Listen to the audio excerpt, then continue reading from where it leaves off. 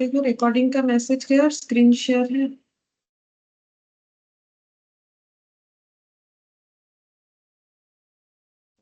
Yes ma'am. Yes ma'am. अच्छा ठीक है। देखो लास्ट क्लास में हम लोगों ने जो है, लास्ट क्लास नहीं, इसके पहले वाले क्लास में हम लोगों ने कोरिलेशन स्टार्ट किया था, ठीक है, जिसमें हम लोगों ने लास्ट जो मतलब मेथड पढ़ा था, that is rank correlation coefficient, जो है स्पेयरमैन का। इसके पहले हम लोगों ने स्कैटर डायग्राम पढ़ा, उसके बाद कार्ल पियर्सन पढ़ा जो सबसे परफेक्ट माना जाता है, उसके बाद हम लोगों ने स्पेयरमैन रैंक कोरिलेशन कोफिशिएंट ये पढ़ा था, ठीक है। तो इसमें हम लोगों ने लास्ट क्वेश्चन जो किया था वो 17.11 तक किया था, उसके बाद का क्वेश्चन हम लोग करते हैं। तो देखो यहाँ पर इसके बाद से करते हैं। ये वाला लास्ट क्वेश्चन क्या था, जो कि टाई वाला क्वेश्चन था, कि अगर टाई हो जाए तो फिर क्या होगा, ठीक है। तो वो सब तुम लोग पहले डिस्कस कर चुके हैं, तो और नया कुछ नहीं बोल रहे उस पर, ठीक है। हम लोग डायरेक्ट 7.12 वाला ये क्वेश्चन जो है ये करके देखते हैं इसमें क्या होगा। इधर उधर हो गया सब। अच्छा, अच्छा। ठीक है, देखो इसमें 17.12 ये वाला क्वेश्चन। देखो इसमें क्या बोला है कि for a group of 8 students, ठीक है, the sum of square of differences in rank for the mathematics and statistics marks was found to be 50। What is the value of rank correlation coefficient. तो मैंने बोला था ना कि कैसे तुम लोग समझोगे कि कौन सा फॉर्मूला हमें यूज करना है, स्पीयरमैन का करना है कि कार्ल पियर्सन का करना है। तो देखो क्वेश्चन हमें बताएगा, जब हमें स्पीयरमैन होगा या तो बोल देगा स्पीयरमैन का कोरिलेशन कोफिशिएंट निकालो, या फिर बोल देगा रैंक कोरिलेशन कोफिशिएंट, या फिर क्वेश्चन पढ़ के समझ में आएगा कि रैंकिंग देने का बात हो रहा है, एट्रीब्यूट्स रिलेटेड क्वेश्चन होगा, तभी जाके हम लोग स्पेयरमैन वाला प्रोसेस जो है यूज करेंगे। और ऐसा अगर क्वेश्चन हुआ जहां पर डायरेक्टली हमें बता रहा है तो अच्छा ही बात है, हम लोग समझ जाएंगे। तो हम लोग को आर ऑफ आर निकालना है, ठीक है। तो इसका फॉर्मूला देखो, मैंने बोला था फॉर्मूला याद करना पड़ेगा, क्योंकि फॉर्मूला जहां पर है वो तो हमें याद करना ही है, ठीक है। तो अब देखो कैसे होगा, यहाँ पर हम लोग को निकालने के लिए बोला गया है आर ऑफ आर, ठीक है। तो आर ऑफ आर का फॉर्मूला, सॉरी, ऐसा होता है, कैपिटल स्मॉल आर पे ये कैपिटल आर, ठीक है, ये होता है, ठीक है। देखो कार्ल पियर्सन का आर एक्स वाई होता है, कार्ल पियर्सन का, और जो हम लोग का स्पेयरमैन वाला है वो ऐसा होता है, दोनों में ही स्मॉल आर, इसमें एक्स वाई और इसमें होता है कैपिटल आर। तो ये सब याद रखना पड़ेगा, तभी हम लोग फॉर्मूला अप्लाई कर पाएंगे। फॉर्मूला क्या था, फॉर्मूला था 1 - 6 into summation of d² divided by n into n² - 1। ये तुम लोगों को रटना है, ठीक है, याद कर लेना है कि ये फॉर्मूला होता है। अगर नहीं याद करोगे तो नहीं कर पाएंगे हम। 1 अपना फिक्स्ड होता है, 6 भी फिक्स्ड होता है। डी स्क्वायर का मतलब होता है, डी का मतलब होता है रैंक का डिफरेंस, डी स्क्वायर का मतलब होता है रैंक के डिफरेंस का टोटल। ये देखो रैंक के डिफरेंस का टोटल, ये हम लोगों ने लास्ट दिन किया था। 2 क्वेश्चन किया था इस पे, ये पॉइंट समझाने के बाद दो दो या 3 क्वेश्चन हम लोगों ने किया था। तो यहाँ पर क्वेश्चन में ना हम लोगों को बता दिया है, क्या बताया है देखो, 8 स्टूडेंट है तो एन यानी कि नंबर ऑफ ऑब्जर्वेशन, कितने स्टूडेंट पे ये रैंक कैलकुलेट किया गया, 8 स्टूडेंट पे, तो यानी एन का वैल्यू हो गया 8, ठीक है। और यहाँ पर बोल रहा है द सम ऑफ, सम मतलब क्या होता है, स्टैटिस्टिक्स में अगर सम को डिफाइन करोगे ऐसे, स्क्वायर ऑफ डिफरेंस, डिफरेंस को हम लोग डी से डिनोट करते हैं, तो sum of square of difference का मतलब समीशन डी स्क्वायर हमें दिया हुआ, ये लैंग्वेज पढ़ के समझना पड़ेगा, ठीक है। रैंक जो है, रैंक को हम लोग, रैंक का डिफरेंस डी से डिफाइन करते हैं, R X minus R Y, ये हम लोगों ने लास्ट क्लास में पढ़ा था। अब उसके बाद उसका स्क्वायर भी करना पड़ता है, बिकॉज फॉर्मूले का डिमांड है, और स्क्वायर का हर एक रैंक का स्क्वायर, फिर उसका टोटल, तो फिर ये हो जाता है। तो ये हमें बता दिया है, sum of square of differences in rank for mathematics and statistics marks would found to be 50, ठीक है, ये 50 फाइंड आउट किया गया है, मतलब समेशन ऑफ डी स्क्वायर हम लोग को 50 दे दिया है। तो ये तो आसान हो गया, बस ये पुट करो और तुम लोग कैलकुलेटर पे कैलकुलेट करो, ओरली करो, जैसा कर सकते हो वैसा कर लो, ठीक है। तो ये हो गया हम लोग का 300।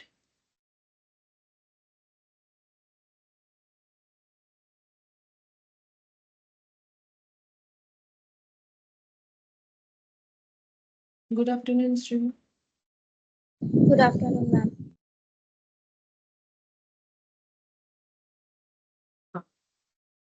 और यहाँ पर कैलकुलेटर पे चेक करते हैं, 8 का स्क्वायर यानी 64 माइनस 1 यानी 63, 63 इंटू 8, तो ये 504। तो 300 डिवाइडेड बाई 504 कर लो, देखो कितना, -1, तो ये हो गया -0.4 0.40476 इस तरीके से दिया हुआ है, ठीक है, कुछ इस तरीके से दिया हुआ है, ठीक है। तो अब हम लोग देखते हैं, हमारे पास तो ऑप्शन रहेगा ना, तो हम लोग उससे आराम से कर सकते हैं। अभी देखो यहाँ पर मैच करते हैं कि कौन से ऑप्शन से हमारा आंसर मैच होता है। तो बोला है 0.40 तक इन्होंने लिया, ठीक है, तो फिर 0.40 ये सही बना है, ठीक है। तो फॉर्मूला बेस्ड हो गया, ये पूरा क्वेश्चन फॉर्मूला बेस्ड था। नेक्स्ट और एक क्वेश्चन वो भी देखते हैं। तो इसमें क्या बोला है, बोल रहा है कि for A number of town, ठीक है, कुछ नंबर ऑफ टाउन्स का बात हो रहा है, the coefficient of rank correlation, मतलब R of R between the people living below the poverty line and increase of population is 0.50। मतलब हम लोगों ने क्या रिलेशन निकाला था, ये निकाला था कि पॉपुलेशन कितना बढ़ रहा है और कितने लोग जो है बीपीएल बोलते हैं इसे, ठीक है, बिलो द पॉवर्टी लेवल, कितने लोग बीपीएल है और कितना पॉपुलेशन बढ़ रहा है, इसके अंदर हम लोगों ने रिलेशन निकाला था, जिसका आंसर निकल के आया है 0.50। ये हमें क्वेश्चन बता दिया है। If the sum of square of the differences in rank, फिर से वही sum of square of the differences in rank awarded to this factor, मतलब ये जो दो फैक्टर पे जो है इसका मतलब चेकिंग हुआ, रैंकिंग हुआ, फिर आंसर्स आया, वो बोल रहा है 82.50 है। Find the number of towns, मतलब बेसिकली हमें एन निकालने के लिए बोला है। तो अगर रैंक कोरिलेशन कोफिशिएंट का फॉर्मूला हम लोग देखें, तो फॉर्मूला अभी अभी लिखा था, ठीक है, फिर से लिखो, याद होगा अपने आप, ठीक है। Are of R 1 - 6 into summation of D square divided by N into N square -1, ठीक है। फिर यहाँ पर 6 अपना जैसा है फॉर्मूले में रहेगा, summation D square question provide कर दिया है 82.50, और एन जो है वो हमें फाइंड आउट करना है, नहीं बताया है, क्योंकि कितने, ये एक्चुअली कुछ नंबर ऑफ टाउन्स पे ये जो है डेटा कैलकुलेट किया गया था, हम लोग को नंबर ऑफ टाउन्स ही निकालने बोला है, यानी एन का वैल्यू क्या होगा वो निकालने बोला है। साथ ही साथ हमें आर ऑफ आर ये गिवन है, ये हम लोग को शायद 0.50 था, मैंने मिटा दिया लिखते लिखते, हाँ 0.50, ठीक है। तो ये हम लोग नेक्स्ट लाइन में ऐसे लिख सकते हैं कि इसका मतलब 0.50 equal 1 - 6 into 82.50 divided by N into N square -1 है, ठीक है। अब इसको कैसे कैलकुलेट करेंगे, इसको इधर लेके आ जाओ, 0.50 -1, ठीक है, ये माइनस जैसा है, 6 इंटू 82.5, 82.5 इंटू 6, ये आ रहा है 495 divided by N into N square -1, तो 1 - 0.5 ये हो गया 0.5, ठीक है, लेकिन माइनस में आएगा क्योंकि ये माइनस है। 495 एन इंटू एन स्क्वेयर -1, अब दोनों साइड से ये कैंसिल कर दो, माइनस माइनस, तो N into N square -1 into 0.5। देखो इतना करने का जरूरत नहीं, हम जस्ट एक बार दिखा दे रहे कैलकुलेशन, बाकी तुम लोग जो है कैलकुलेटर पे आराम से कर सकते हो। मतलब ये जो लाइन है ये नहीं लिख के हम डायरेक्टली इसके नीचे इसको डिवाइड लिख सकते थे, लेकिन अगर किसी को प्रॉब्लम हो इसलिए मैंने थोड़ा सा इलाबोरेट करके दिखा दिया। 495 डिवाइडेड बाय 0.5, तो ये हो गया 990। अब इसके बाद हमें n का वैल्यू फाइंड आउट करना है। देखो अगर इसको हम लोग सॉल्व करने जाते हैं तो ये कुछ ऐसे दिखेगा, n square minus N Q minus N square -990 equal 4। अब इसको कैलकुलेट करके, मतलब इसको सॉल्व करने के लिए हमें क्यूबिक इक्वेशन पता होना चाहिए, तभी हम लोग कर सकते हैं। तो इक्वेशन चैप्टर सभी का है, जब इक्वेशन चैप्टर जिनका हो गया है, ठीक है, मतलब जो आगे से कर रहे हैं, ठीक है, और जिनका अभी नहीं हुआ है उनका भी होगा। लेकिन इस क्वेश्चन के लिए हम ये नहीं बोलेंगे कि तुम लोग क्यूबिक इक्वेशन करो, ठीक है, क्योंकि हम लोग को ऑप्शन में एन का वैल्यू गिवन होगा, ठीक है, जितने भी ऑप्शन होंगे ABCD करके, उसमें हमें n का कुछ ना कुछ वैल्यू गिवन होगा, हम लोग उसको देख के ट्राई कर सकते हैं। जैसे कि मान लो हम अपने मन से दे रहे हैं n का वैल्यू 10, 8 और यहाँ पर दे दिया मैंने 7 और यहाँ दे दिया नन ऑफ दिस, ठीक है, नन ऑफ दिस दे दिया। तो हम लोग इतना मेहनत नहीं करेंगे, अपना एक n का वैल्यू यहाँ से देखेंगे, देखने के बाद पुट करेंगे, पुट करके देखेंगे जिसमें आंसर मैच हो रहा है वही हम लोग का n का वैल्यू होगा। तो क्यूबिक इक्वेशन सॉल्व करने का इस क्वेश्चन के लिए कोई जरूरत नहीं है, और 10 से ही आंसर होगा। मैंने स्टार्टिंग में इसे रखा है ताकि जल्दी हो। ये देखो 10 इंटू 10 स्क्वायर माइनस 1, देख लो 990 आएगा। 10 इंटू 10 स्क्वायर मतलब 100, 100 माइनस 1 मतलब 99, यानी 990, ठीक है। तो ऑप्शन ए आंसर हो जाएगा। हाँ, इसमें ऑब्वियसली ऑप्शन नहीं दिया हुआ, लेकिन तुम लोग के एग्जाम में तो ऑप्शन होगा, क्योंकि ये हम लोग का एग्जाम्पल का क्वेश्चन। ये देखो यहाँ पर 10 लिया है इन्होंने, इन्होंने भी यहाँ सॉल्व करके नहीं दिखाया है, क्योंकि हमारे लिए जरूरत नहीं है सॉल्व करने आना, ठीक है, ऐसे क्वेश्चन के लिए। और क्यूबिक इक्वेशन भी जब पढ़ोगे तब भी हम लोग ऑप्शन से ही आंसर करेंगे, क्योंकि जरूरत नहीं होता है, बस एक बार सिखा देंगे कैसे करके सॉल्व किया जाता है, ठीक है। तो n का वैल्यू 10, ये वाला आंसर होगा। तो ये भी हम लोग का एकदम डायरेक्ट क्वेश्चन था, कुछ भी घुमा फिरा के नहीं दिया हुआ था। हाँ, डिफरेंस इतना था, यहाँ पर हम लोगों ने n निकालना सीखा, इसके पहले हम लोग आर ऑफ आर ही निकाल रहे थे। अब ये 17.14 वाला क्वेश्चन देखो, बोल रहा है while computing rank correlation coefficient between profit and investment for 10 years of A firm, ठीक है। तो यहाँ पर बोला है कि एक फर्म का 10 इयर्स का प्रॉफिट और इन्वेस्टमेंट का जो है रैंकिंग करके उसका कोरिलेशन निकाला गया।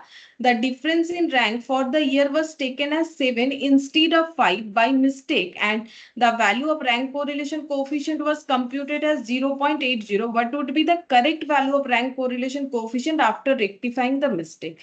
तो 10 साल का प्रॉफिट और इन्वेस्टमेंट के ऊपर रैंकिंग कोरिलेशन कोफिशिएंट निकाला गया था, जिसका आंसर आया था 0.80। मतलब हम लोग अगर इसको नोट डाउन करें तो ऐसे लिख सकते हैं, आर ऑफ आर ये आया है 0.80, जो कि हम लोग का एक रॉन्ग आफ्टर रॉन्ग कैलकुलेशन, ठीक है। रॉन्ग कैलकुलेशन क्यों लिखा मैंने, क्योंकि देखो यहाँ क्वेश्चन में बोला था जब ये लोग कैलकुलेट करने गए तो द डिफरेंस इन रैंक, यहाँ पर sum of the square of difference नहीं बोला है, डिफरेंस इन रैंक यानी डी, डी को डिफरेंस इन रैंक बोला जाता है।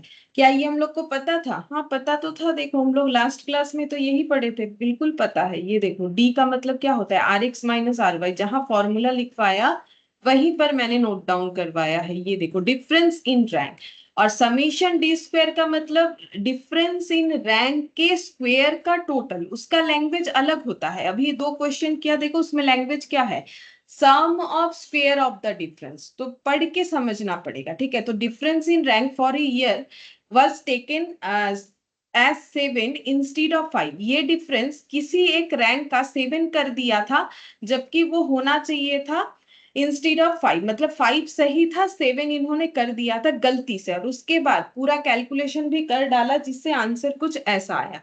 अब बोल रहा है इसको सही करके बताओ कि सही रैंक कोरिलेशन कोफिशिएंट क्या आएगा, ठीक है। तो हम लोग ऐसे लिख सकते हैं, ऐसे लिख के दिखाते हैं, देखो इस चीज को।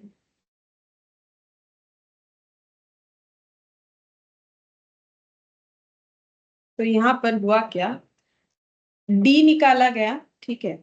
डी कैसे निकाला जाता है, R X minus R Y, जो कि 7 आया आंसर कुछ गलती के वजह से, जो कि होना चाहिए था 5, ठीक है, ये बोला है। अब हम लोग को बोला है कि कैलकुलेट करो, calculate correct R of R, ठीक है, ये कैलकुलेट करने बोला है कितना होगा। तो आर ऑफ आर कैलकुलेट कैसे करेंगे, तो पहले हम लोग रॉन्ग वाला जो डेटा है, पहले फॉर्मूला तो देखो, फॉर्मूला तो कुछ रॉन्ग लिखा नहीं है, ऐसा तो क्वेश्चन में बोला नहीं, बोले कैलकुलेशन गलत कर दिया है इन्होंने। अब यहाँ पर N into N square minus 1, अच्छा इस क्वेश्चन में ना हमारे पास एन भी अवेलेबल है। कैसे, एन का मतलब होता है नंबर ऑफ ऑब्जर्वेशन, तो यहाँ पर 10 इयर्स का डेटा जो है फर्म का, उसके ऊपर rank correlation coefficient find out हुआ, यानी टोटल 10 ऑब्जर्वेशंस होगा। तो जब ये गलती से इन्होंने कैलकुलेट करके 0.80 लिया था, तब इन्होंने यहाँ पर एन का वैल्यू कितना लिया होगा, वही 10, क्योंकि नंबर ऑफ ऑब्जर्वेशन में कोई गलती नहीं है, गलती जो है वो कैलकुलेशंस में हुआ, ठीक है। अच्छा, अब इसको अगर हम लोग सॉल्व करते हैं तो ये कैसे होगा, 0.80 इधर -1 हो जाएगा, minus of 6 into summation of D square divided by 10 का स्क्वेयर मतलब 100, 100 -1 मतलब 99, 99 इंटू 10 मतलब 990। ठीक है, अब यहाँ पर 0.8 -1 तो ये हो गया 0.20। 6 into summation D square divided by 990, तो समेशन डी स्क्वायर कितना आ जाएगा, दोनों साइड से माइनस हटा दो, ये मल्टीप्लाई हो गया 990 इंटू 0.20 डिवाइडेड बाई 6, ये करने से जो भी आंसर आएगा वही हम लोग का आंसर होगा, इंटू 990 डिवाइडेड बाई 6। तो यहाँ पर आंसर आ रहा है हम लोग का 33। ठीक है, तो डी स्क्वायर का आंसर 33 आया। ये कैसे आया, हम लोगों ने 0.80 यूज किया जो कि एक रॉन्ग कैलकुलेशन से आया हुआ आंसर था। ये सारी चीजों को कैलकुलेट करके जब हम लोगों ने समेशन डी स्क्वायर निकाला, मतलब ये मेरा क्या है, रॉन्ग वाला समेशन डी स्क्वायर। ठीक है, जो गलती से निकला था समेशन डी स्क्वायर का आंसर हम लोग का 33 आया, लेकिन हम लोग का 33 जो है वो गलत आया। क्यों, क्योंकि डी हम लोगों ने अगर गलत कैलकुलेट किया है, मतलब हम लोगों ने 7 स्क्वायर 49 किया होगा, जबकि हम लोग को 25 करना चाहिए था। तो ये 33 का टोटल कैसे हुआ है, पहले डी निकाला गया होगा, फिर डी का स्क्वायर, और उसको टोटल जब किया तब वो गलत क्यों हुआ, बिकॉज डी हम लोगों ने गलत कैलकुलेट किया था। तो अगर मुझे अब सही आर ऑफ आर निकालना है तो मुझे क्या करना पड़ेगा, 1 मेरे फॉर्मूले में फिक्स्ड रहेगा, 6 मेरे फॉर्मूले में फिक्स्ड रहेगा, एन मेरा सही है, 10 ऑब्जर्वेशन पे हुआ ये भी रहेगा। बस ये मुझे चेंज करना है, मतलब मुझे 33 के जगह कुछ जो वैल्यू सही है वो लेना पड़ेगा। तो 33 जो है वो कैसे रेक्टिफाई करेंगे, तो बताओ कैसे रेक्टिफाई करना चाहिए, तुम लोग बताओ, क्योंकि ऐसा हम लोगों ने पहले भी किसी दूसरे क्वेश्चन में किया है, इस फॉर्मूले के लिए नहीं, किसी और मैम फॉर्मूले के लिए। 7 स्क्वायर को माइनस करना पड़ेगा और 5 स्क्वायर को प्लस।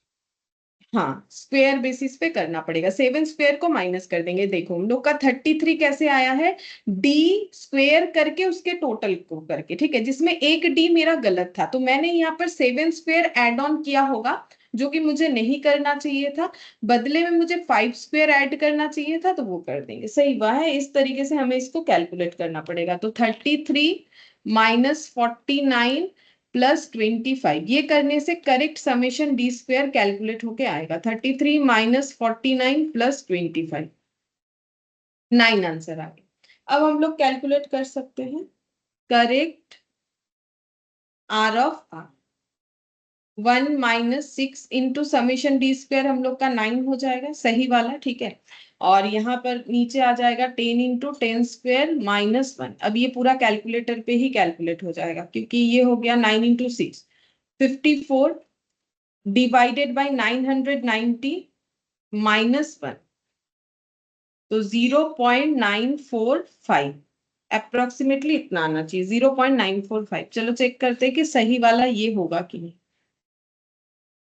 0.95 लिया इन्होंने, 945 था तो इन्होंने अप्रोक्सीमेटली 0.95 कर दिया है। ठीक है, वो तो हम लोग ऑप्शन देख के आराम से कर सकते हैं, हमें कंसेप्ट समझने से मतलब है, जैसा ऑप्शन देगा उस बेसिस पे हम लोग आंसर को कर देंगे। अच्छा, अब नेक्स्ट देखते हैं, पहले सेट बी में जाते हैं। ठीक है, तो हम लोगों ने एक जो है टॉपिक कंप्लीट किया। अब सेट बी में इससे रिलेटेड जो भी क्वेश्चन है वो करके फिर कॉन्करेंट डेविएशन वो वाला पढ़ेंगे। ठीक है, तो सेट बी में काफी सारा कर लिया था हम लोगों ने, ये देखो जो भी क्वेश्चन मैच होता था वो कर लिया था। यहाँ पर हमें आई थिंक 2 हो गया, 3 हो गया, 4th नंबर भी हो गया, 5th भी हो गया, 6th भी हम लोगों ने किया, 7th जो है ये भी कर लिया, 8 भी किया, ठीक है, 9 भी किया, 10th ये वाला करेंगे क्योंकि ये पहले नहीं किया, रैंक तो अभी सीखा है ना। If the sum of square of difference of rank given by two जजेस A and B of 8 student is 21, बोल रहा है कि दो जजेस ने 8 स्टूडेंट पे रैंकिंग किया है किसी चीजों को लेके जजमेंट के बाद, और उनके रैंक का सम ऑफ स्क्वायर ऑफ डिफरेंस जो है वो 21 आया, पढ़ के ही पता चलेगा। If the sum of square of difference, तो sum of square of difference को ऐसे डिनोट करते हैं, गिवन बाय टू जजेस ऑफ 8 स्टूडेंट्स, तो ये n है, ये हम लोग का वही summation of D square, what is the value of rank correlation coefficient, तो ये तो सीधा फॉर्मूला लगा के बताना पड़ेगा। तो देखो कैलकुलेट करके क्या आंसर आता है, बताओ मुझे कौन सा आंसर होगा। तो ऐसा डायरेक्ट हमें पूछ सकता है, एमसीक्यू के लिए आराम से ये क्वेश्चन बन सकता है। Question number 10, summation D square, ये गिवन है क्वेश्चन में 21, एन जो है वो 8 है, आर ऑफ आर ये निकालने के लिए 6 इंटू समेशन डी स्क्वायर होता है 21, 8 into 8 ma'am square minus. Answer हाँ 0.75 होगा क्या? हाँ, आंसर 0.75, सी ऑप्शन होगा, सही बात, सी ऑप्शन होगा 0.75। बस ये हम लोग कैलकुलेटर पे ही कैलकुलेट कर सकते हैं। 21 इंटू 6 ये आ गया, डिवाइडेड बाई 8 कर लो, ठीक है, फिर डिवाइडेड बाई कर लो, जैसा कंफर्टेबल हो वैसे कर सकते हो। 8 का स्क्वायर 64 माइनस 1 63 हो जाएगा, फिर माइनस, यानी 0.75। ठीक है, देखो कैलकुलेटर पे अगर करते हो तो टाइम बचेगा, क्योंकि एमसीक्यू पैटर्न में टाइम बचाना जरूरी होता है। ठीक है, पूरा लिख के करोगे वो तुम लोग का ही टाइम जाएगा, क्योंकि वो तो कोई चेक करेगा नहीं, आंसर ही मेन होगा। ठीक है, तो रफ में कोशिश करो जितना आसानी से कैलकुलेटर पे जो क्वेश्चन हो सकता है। तो क्या करना है, पहले ये दोनों को मल्टीप्लाई कर लो, डिवाइडेड बाय, ये देखो ये सॉल्व करने से 63 होता है। अगर किसी को मतलब ऐसे कर सकते हो, ये दोनों मल्टीप्लाई डिवाइडेड बाय 8 इंटू 63 कर दो, लेकिन डायरेक्टली 8 इंटू 63 करोगे कैलकुलेटर नहीं लेगा। 6 इंटू 21 करोगे, फिर डिवाइड 8 दबाओ, फिर डिवाइड 63 करो, वो डायरेक्ट मल्टीप्लाई करने से अलग कंसेप्ट हो जाता है कैलकुलेटर पे, फिर -1, इस तरीके से करोगे तो आंसर हमें 0.75 दिखा देगा, ऑप्शन। अच्छा, अब देखो 11th नंबर वाला, ये भी हम लोग का रैंक वाला है क्वेश्चन। क्या बोला है कि if the rank correlation coefficient between marks in management and mathematics for a group of student is 0.6, मतलब आर ऑफ आर बता दिया है 0.6, sum of square of difference in rank is 66, sum of square of difference in rank is 66, what is the number of students in the group, मतलब N निकालने के लिए बोला है। तो देखो क्या होगा आंसर। तो हम लोग को आर ऑफ आर जो है उसमें काफी सारा डेटा गिवन है, सिर्फ एन निकालने के लिए बोला है। आर ऑफ आर का आंसर है 0.6, 1 minus 6 into 66 divided by N into N square minus 1। तो 0.6 minus 0.4 minus 6 into 66, 396 divided by N into N square minus 1, ये दोनों साइड से कैंसिल कर देते हैं। N into N square minus 1, 396 divided by 0.4 हो जाएगा। 990 अभी अभी किया था, बता सकते हो 990 कौन से डेटा पे, इनके कौन से वैल्यू के लिए सेटिस्फाई किया था, वही होगा, अभी किया था थोड़ी देर पहले। 10। 10, 10 होगा, ठीक है 10 होगा। ऑप्शन नंबर देखते हैं, ए ही है, इसमें भी ए है, ए 10 होगा। ये 10 से अभी थोड़ी देर पहले ही देखो हम लोग, मैंने जो ऑप्शंस दिया था ना उसमें भी वही इक्वेशन आया था, N into N square minus 1 divided by 990। तो अगर एग्जाम में ऐसा आ जाए तो देखो ये देख के ही याद हो जाएगा कि 990 होगा। ठीक है, अच्छा अब देखो नेक्स्ट क्वेश्चन देखते हैं क्या दिया है। 12th नंबर भी रैंक वाला है, हाँ दिया है। देखो बोल रहा है while computing rank correlation coefficient between profit and investment for last 6 years of a company, the difference in rank for a year was taken 3 instead of 4, अभी अभी जैसा किया हम लोगों ने। What is the rectified rank correlation coefficient if it is known that the original value of rank correlation coefficient was 0.4? तो बोल रहा है कि ये 0.4 जो है ऑलरेडी कैलकुलेट करके आया था, जो कि गलत कैलकुलेशंस के वजह से जो आंसर आया है, मतलब गलत आंसर आया, हमें सही वाला बताना है। तो देखो ये क्वेश्चन भी हमारे एमसीक्यू में दे दिया है, मतलब हम लोग को ऐसा पूछ ही सकता है। तो 12th number, are of are जो है वो 0.4 रॉन्ग कैलकुलेशन से आया हुआ। ठीक है, आर ऑफ आर का हमें करेक्ट कैलकुलेशन बताना है। और गलती क्यों हुआ है? बोल रहा है कि 6 साल का प्रॉफिट का रैंक कोरिलेशन निकाला गया था, मतलब एन 6 था। अब बोला है कि डिफरेंस जो है was taken 3 instead of 4, मतलब डी जो है 3 लिया गया है इंस्टीड ऑफ 4। ये लेना चाहिए, ये नहीं लेना चाहिए था। तो सेम तरीके से करो जैसा अभी किया, सिर्फ तो डेटा अलग है और तो कुछ भी नहीं।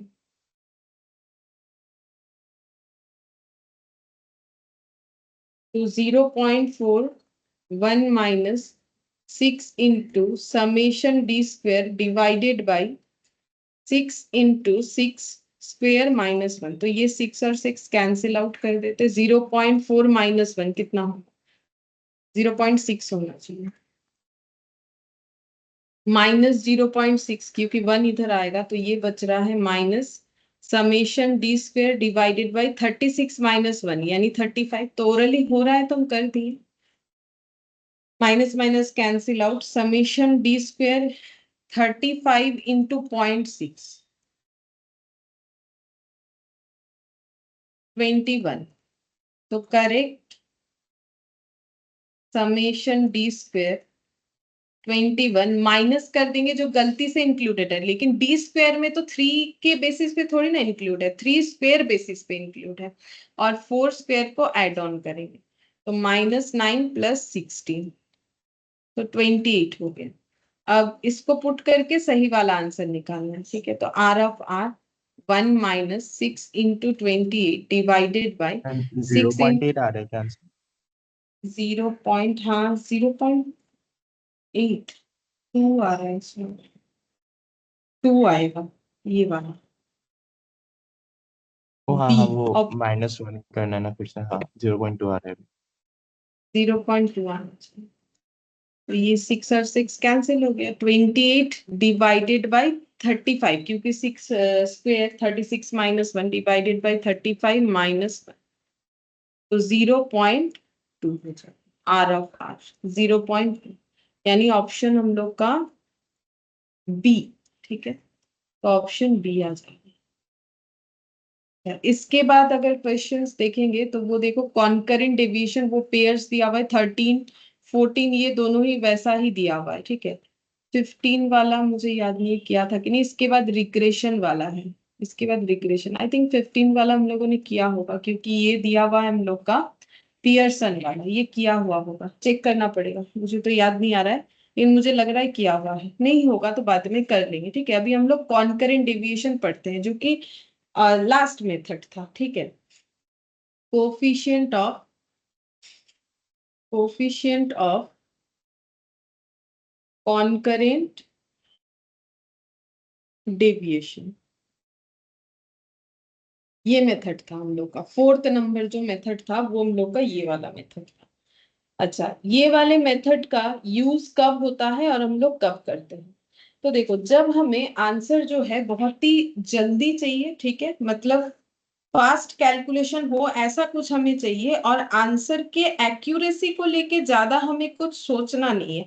मतलब ठीक है, उतना भी परफेक्ट नहीं चाहिए, थोड़ा बहुत परफेक्ट होगा तो चलेगा, ठीक है। मतलब अगर मुझे सिंपल आंसर चाहिए, ठीक है, पहला बात है। दूसरा है कि मुझे अगर क्विक चाहिए आंसर, कोरिलेशन कैसे निकाले, सबसे सिंपल तरीका कोरिलेशन निकालने का, और जो है सबसे क्विक यानी फास्ट, और एक पॉइंट हम लोग इसमें ऐड कर सकते हैं कि एक्यूरेसी जो है वो बोल सकते हो ओके, ठीक है, मतलब ठीक ठाक एक्यूरेसी, हमें ज्यादा इस पे दिमाग नहीं लगाना है। तो उसके लिए जब हम लोग मेथड यूज करते हैं उसको हम लोग बोलते हैं कोफिशिएंट ऑफ कॉन्करेंट डेविएशन, ठीक है, कोफिशिएंट ऑफ कॉन्करेंट डेविएशन। अच्छा, इसके लिए फॉर्मूला कौन सा यूज होता है? इसके लिए जो फॉर्मूला यूज होता है वो ये वाला है। फॉर्मूला जो है, इसमें भी फॉर्मूला याद रखना, आर ऑफ सी, ठीक है। जैसे आर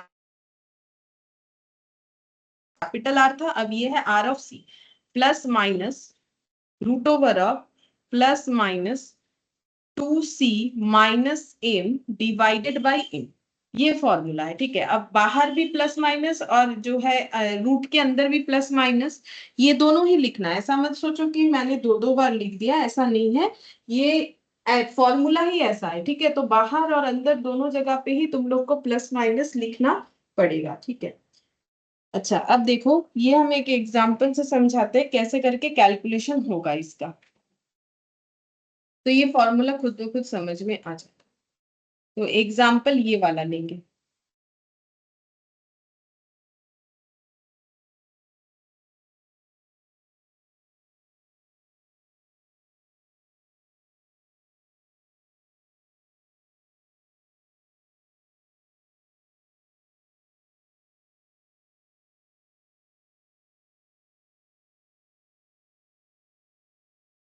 ये वाला, ठीक है। ये देखो, इन्होंने भी सेम फॉर्मूला लिखा हुआ है, हम एक बार पढ़ के बता देते हैं। देखो, a very simple and casual method जिसको बोलते हैं, ठीक है।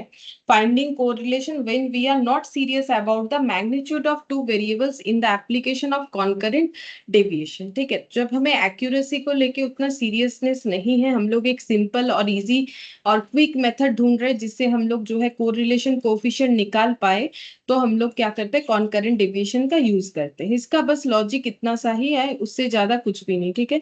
अच्छा, अब हम लोग कैसे कैलकुलेट करेंगे, फॉर्मूला मैंने लिखवा दिया। तो ये जो क्वेश्चन देख रहे हो, हम इससे कैलकुलेट करके तुम लोग को बताते हैं कैसे होगा। तो 17.15 ये वाला क्वेश्चन से हम समझा।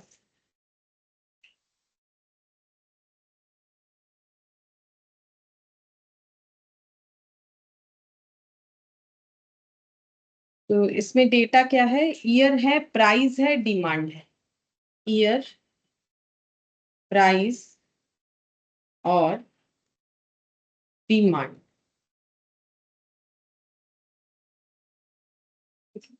ईयर है हम लोग का 1990 से लेके 97 तक, 90, 91, 92, 93, हाँ सीक्वेंस में ही है। 1990, 1991, 1992, 1993, 1994, 1995 और 1996 और 1997। अच्छा, और भी दो बार है। अच्छा, अब डेटा लिखते हैं। डेटा में हम लोग का है 25, 28, 30, 25, 28, 30, 23, 35, 38, 23, 35, 38, 39, 42, 39 और 42। नेक्स्ट है हम लोग का डिमांड। तो डिमांड है 35, 34। डिमांड के पहले ना यहाँ पर थोड़ा सा जगह रखते हैं, एक एक और कॉलम बनाएंगे। यहाँ पर लिखने से हम लोग को ना समझने में आसानी होगा, इसीलिए करें। बाकी पास पास भी लिख सकते हो, उसमें कोई दिक्कत नहीं है।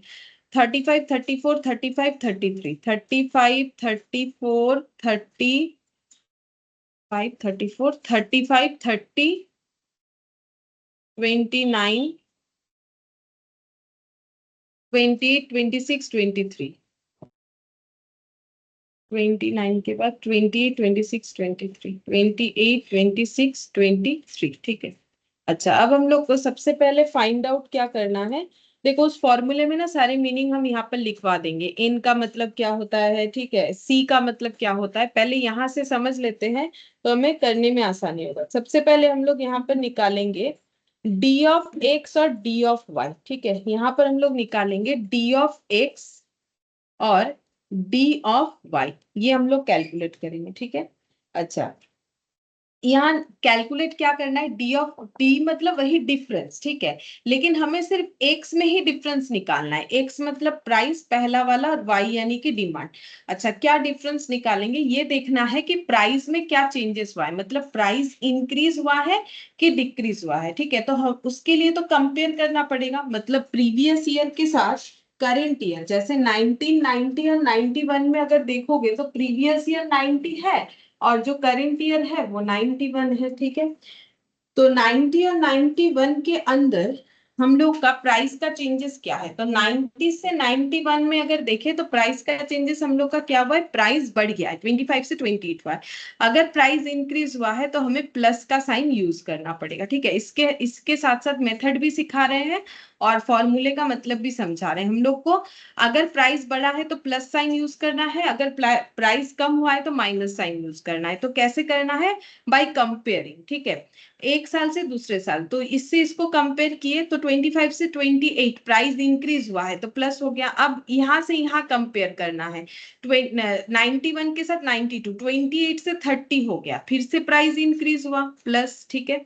अच्छा, अब 30 से 23 हो गया तो प्राइस हम लोग का डिक्रीज हुआ है। तो हमें कैसे कंपेयर करना है, जस्ट उसके प्रीवियस ईयर से, जस्ट प्रीवियस ईयर से कंपेयर करना है। तो 30 से 23 हुआ तो माइनस हो जाएगा। तो अगर समझ में आया तो मुझे बोलो इसके बाद वाला क्या होगा, 23 से 35 हुआ तो क्या होगा, प्लस की माइनस, प्लस होगा। प्लस होगा। अच्छा, 35 से 38, सही प्लस बात है, होगा। 30 प्लस होगा। 38 से 39 फिर से प्लस, प्लस। और 39 से 42 प्लस, बढ़ गया, ठीक है। सेम तरीके से इधर भी चेक करना। तो डिमांड 35 से 34 हुआ तो क्या साइन यूज होगा,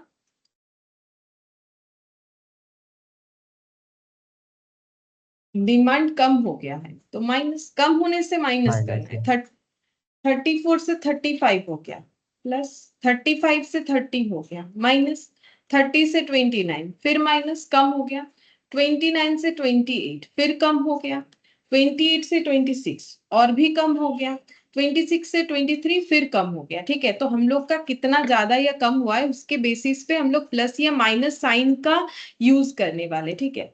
अच्छा, यहाँ पर हम लोग का कुछ भी आंसर्स नहीं आया, क्यों नहीं आया, क्योंकि हम लोग कंपेयर कैसे कर रहे हैं, जस्ट प्रीवियस ईयर के साथ। जैसे अगर कोई भी डेटा ले लो, चाहे प्राइस का चाहे डिमांड का, 1997 का कंपैरिजन 96 से हो रहा है, 96 और 95 में कंपैरिजन हुआ, 95 और 94 में कंपैरिजन हुआ, एंड सो ऑन। ऐसे करके अगर हम लोग देखें तो हर एक बार हमारा कंपैरिजन पॉसिबल है, एक्सेप्ट द फर्स्ट वाला ईयर। क्यों, क्योंकि इसके लिए मुझे इसके प्रीवियस वाले ईयर यानी 1989 चाहिए था, जो कि है नहीं, ठीक है। तो इसीलिए यहाँ पर आंसर मेरा ब्लैंक आएगा, ठीक है। हमने इसको हटा देते हैं, नहीं तो ये लगेगा तुम लोगों की माइनस साइन है, ठीक है। तो कुछ लिखना नहीं है, नहीं तो काउंट करते वक्त गलत कर दोगे। मैंने तो 2 कलर यूज किया है तो तुम लोग को समझ में आ जाएगा, लेकिन यहाँ कुछ क्यों नहीं होगा, क्योंकि कंपैरिजन करने के लिए हमें प्रीवियस ईयर चाहिए, इसका कोई प्रीवियस ईयर नहीं है तो ये वाला नहीं होगा, ठीक है। अच्छा, अब क्या ये लॉजिक समझना जरूरी है, हाँ जरूरी है, ये इसीलिए जरूरी है क्योंकि इसी से फॉर्मूला याद होगा। तो यहाँ पर नेक्स्ट हमें क्या निकालना है, नेक्स्ट हमें निकालना है d x into d y, ठीक है। नेक्स्ट हमें d of x into d of y निकालना है, मतलब साइन का मल्टीप्लीकेशन निकालना है। तो मुझे बताओ, प्लस यहाँ तो कुछ नहीं है तो ये पहले वाले जगह पे तो कुछ आएगा नहीं, प्लस इंटू माइनस, मतलब बेसिकली मुझे क्या करना है, प्लस इंटू माइनस करना है। तो प्लस माइनस में क्या होता है, मैथ्स का नॉर्मल रूल्स बोलो, प्लस माइनस में क्या होता है, माइनस। माइनस, ठीक है। अच्छा, प्लस प्लस में प्लस। प्लस होगा। अच्छा, माइनस माइनस में प्लस। प्लस होता है। प्लस माइनस में माइनस। माइनस, फिर से सेम, प्लस माइनस में माइनस, फिर से सेम, प्लस माइनस में माइनस, फिर से सेम, प्लस माइनस में माइनस। मतलब यहाँ पर हम लोगों ने क्या रूल्स फॉलो किया, मैथ्स का जो मल्टीप्लीकेशन में साइन का नॉर्मल रूल्स होता है कि अगर हम लोग दो पॉजिटिव डेटा को मल्टीप्लाई करते हैं तो आंसर हम लोग का क्या आता है, पॉजिटिव। दो नेगेटिव डेटा को मल्टीप्लाई करते हैं तो आंसर पॉजिटिव आता है। अगर ऑपोजिट साइन होता है तो ऑलवेज आंसर नेगेटिव आता है, चाहे प्लस माइनस हो चाहे माइनस प्लस हो। ये हम लोग का फाइंड आउट हो गया, ठीक है। अब फॉर्मूले में इसको कैसे अप्लाई करना है तो हम दिखाते हैं, देखो फॉर्मूला पहले लिखते हैं। फॉर्मूला ऐसा है, are of C plus minus root over of 2, ये प्लस माइनस पहले लगाते हैं, 2c minus m divided by m, ठीक है। अब इस फॉर्मूले का एक्सप्लेनेशन यहाँ पर लिखते हैं ताकि तुम लोग एम और सी फाइंड आउट करो। 2 तो फॉर्मूले में फिक्स्ड है, हम लोग को सिर्फ एम और सी चाहिए। एम का मतलब क्या होता है, सी का मतलब क्या होता है, ठीक है। एम का मतलब होता है नंबर ऑफ पेयर्स, ठीक है, number of pairs compared, number of pairs compared, जितने सारे पेयर हम लोगों ने कंपेयर किए या फिर कंपेरेबल था, जितना सारा पेयर्स, पेयर्स का मतलब दो मिला के होता है, ठीक है, तो वो होगा एम। और सी का मतलब होता है number of concurrent deviation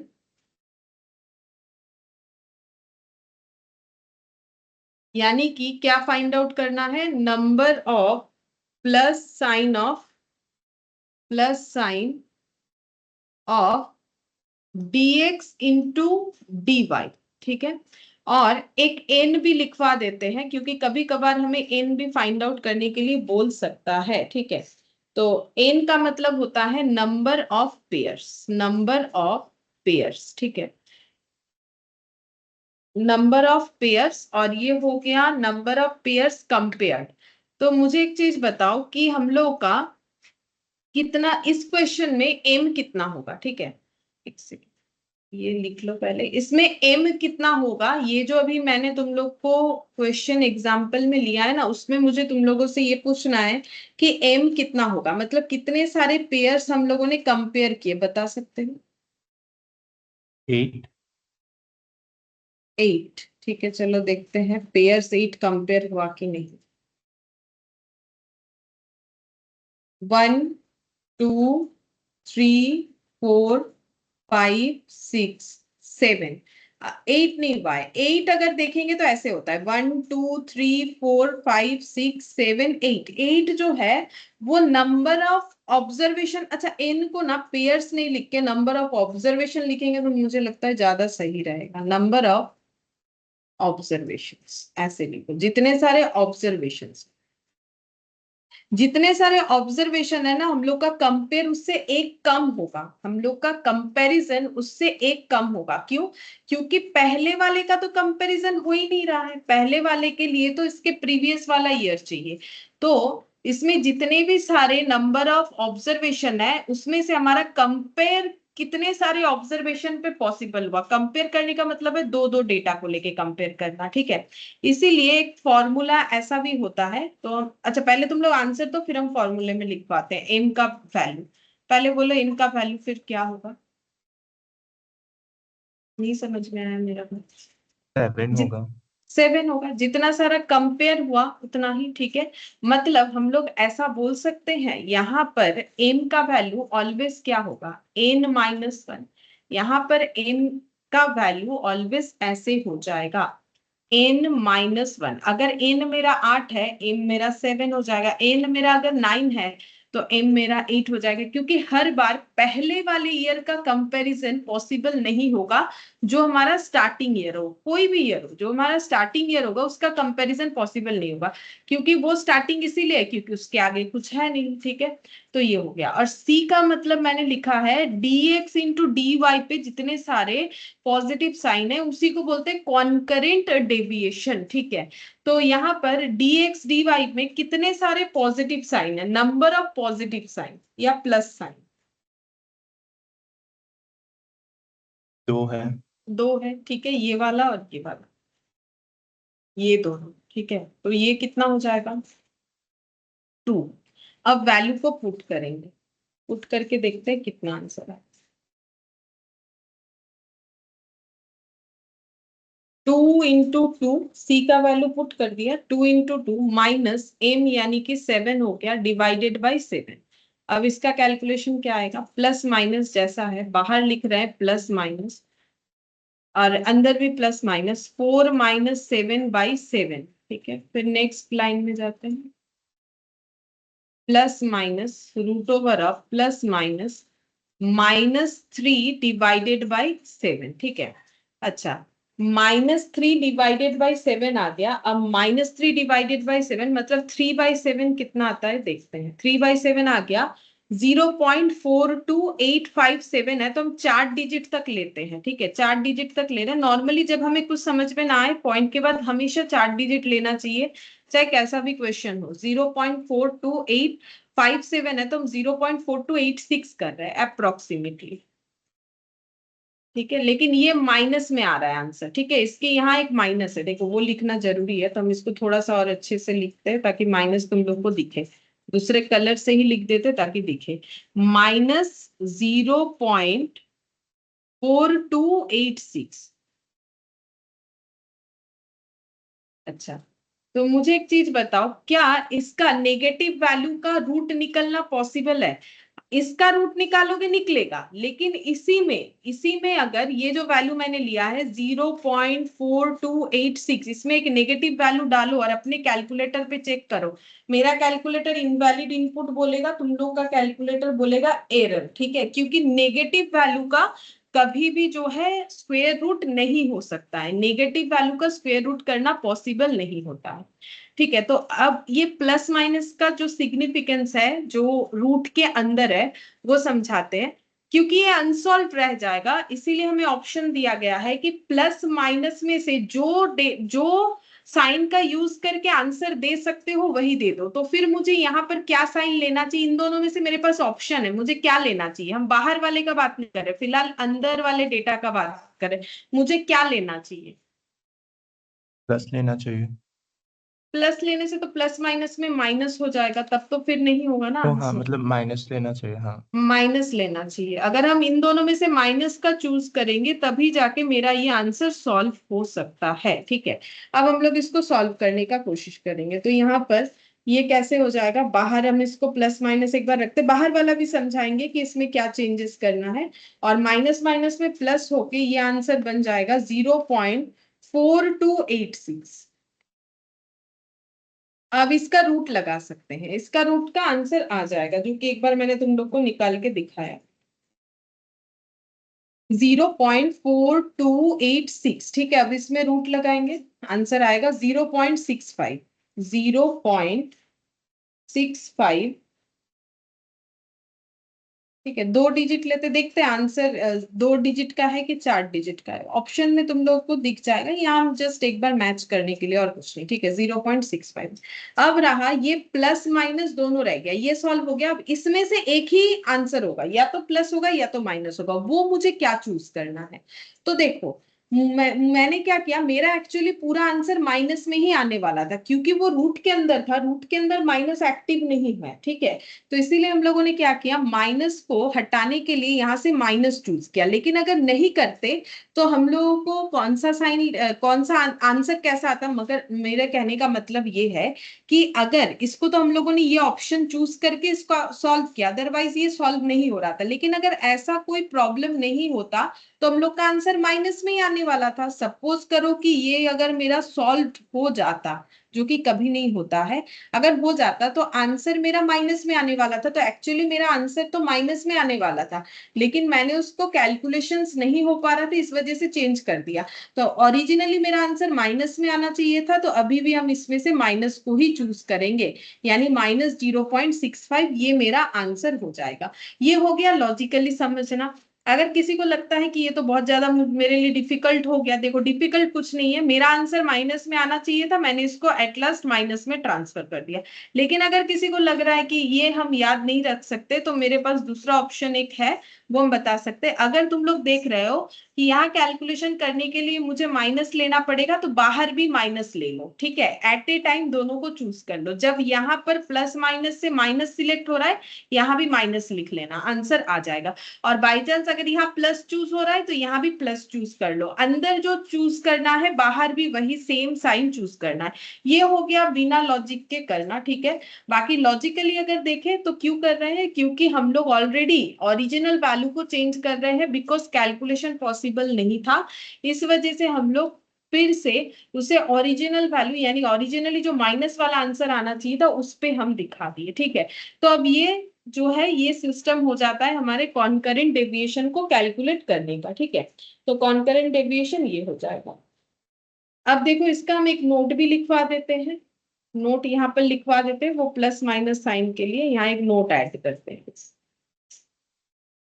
if value of 2c minus m divided by m is positive, अगर मान लो इसका वैल्यू पॉजिटिव आ गया, जैसे कि ये वाला पोर्शन, जैसे कि इस क्वेश्चन में नहीं आया था, अगर ये पॉजिटिव आया, ठीक है, अगर ये पॉजिटिव आया, then use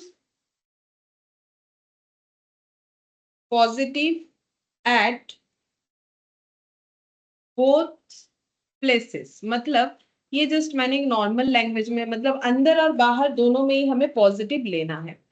and if value of, लेकिन अगर वैल्यू जो है 2c minus m divided by m का नेगेटिव आ गया, ठीक है, 2c minus m divided by m का अगर वैल्यू नेगेटिव आ गया, तो मुझे बाहर भी नेगेटिव ही लेना है, ठीक है, देन यूज नेगेटिव, क्योंकि नेगेटिव लेंगे तभी तो जाके मेरा पॉजिटिव होके कैलकुलेशंस पॉसिबल होगा। Then use negative at both place, तो बाहर और अंदर दोनों साइड हमें जो है माइनस साइन लेना है, ठीक है। तो देखो मैंने लॉजिकली भी बताया, नॉर्मल याद रखने का तरीका भी बताया, एक नोट भी लिखवा दिया है, तो इससे आई थिंक तुम लोग को याद रह जाएगा कि कैसे करके कैलकुलेशंस हो रहा है। बस इसमें और कुछ नहीं है, कॉन्करेंट डेविएशन हम लोग का इस तरीके से सॉल्व होगा। अच्छा, अब देखते हैं कॉन्करेंट डेविएशन पे कोई क्वेश्चन हम लोग का सेट बी में है क्या, तो वो कर लेते हैं।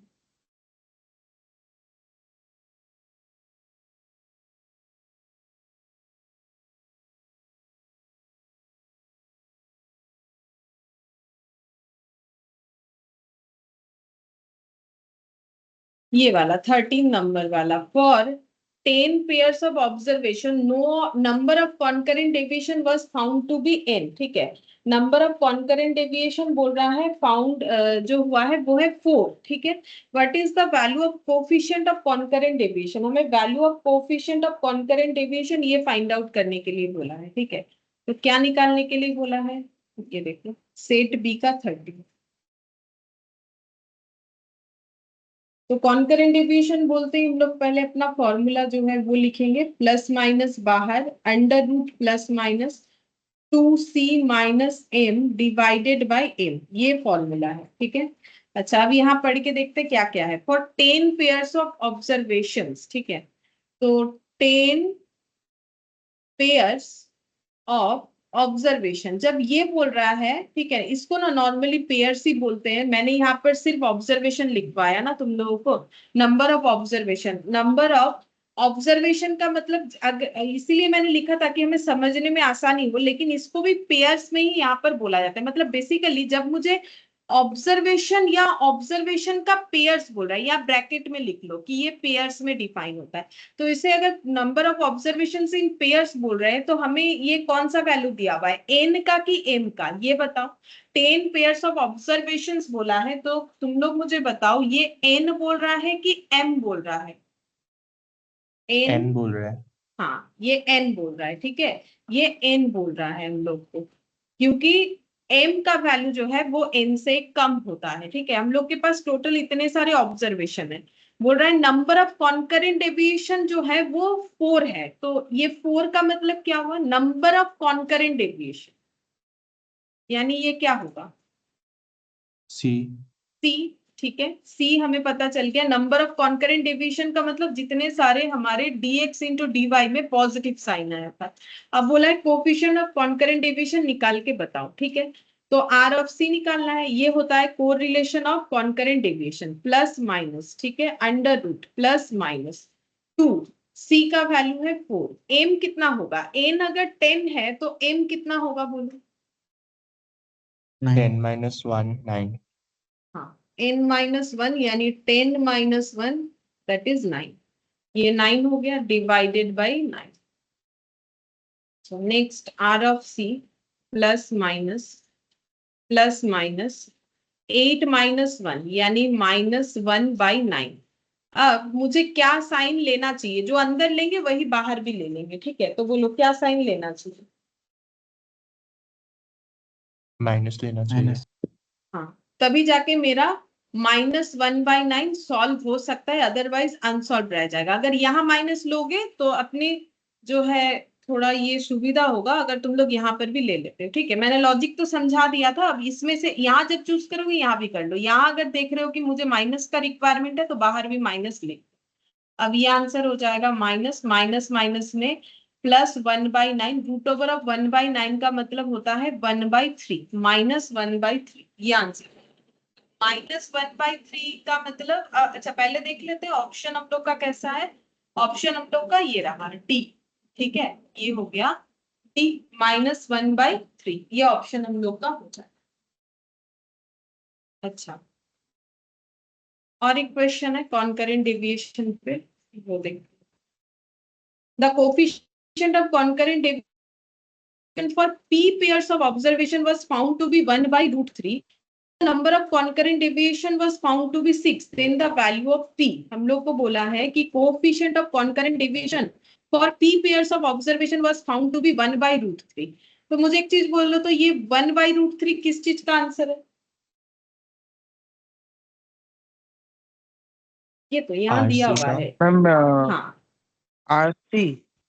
हाँ, आरसी। ठीक है, क्योंकि कोफिशिएंट ऑफ कॉन्करेंट डिवीजन उसी को बोलते हैं, फॉर्मूले का नाम भी वही है और जो मेथड है उसका नाम भी वही है। आर ऑफ सी, ये हम लोग को गिवन है क्वेश्चन में। आर ऑफ सी हम लोग को बताया है 1/√।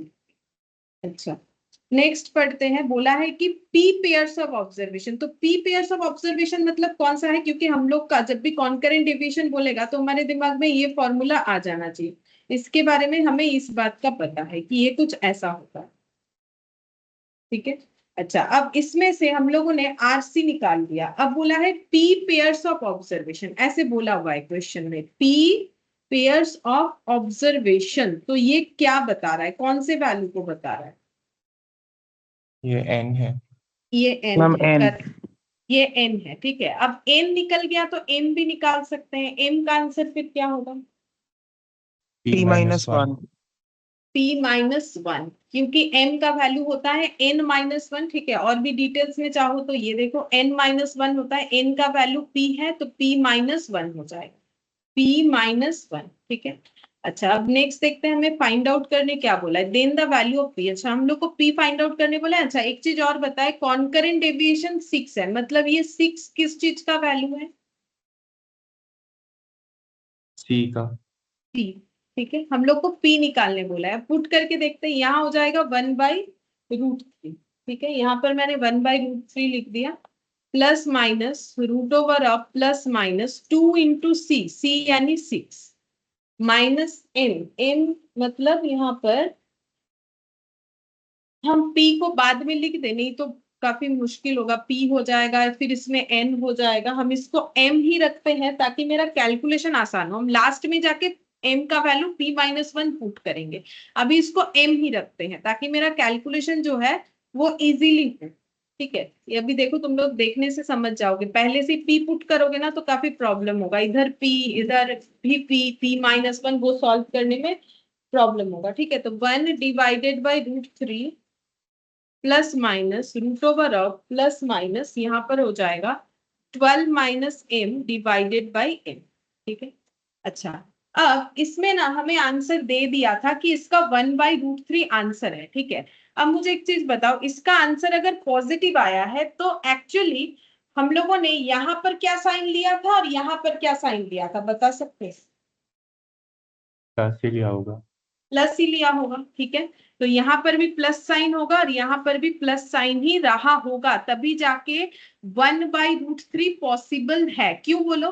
क्योंकि अगर मेरा ओरिजिनल डेटा अगर, क्योंकि अभी अभी मैंने एक नोट लिखवाया 2c - m divided by m का वैल्यू अगर पॉजिटिव आएगा तो आंसर मेरा पॉजिटिव जाएगा। ठीक है, यहाँ पर अगर इसका वैल्यू मेरा पॉजिटिव आएगा, ठीक है, तो फिर मेरा सॉल्यूशन जो है आराम से हो जाएगा। मुझे बाहर से ही पॉजिटिव पिक करना है।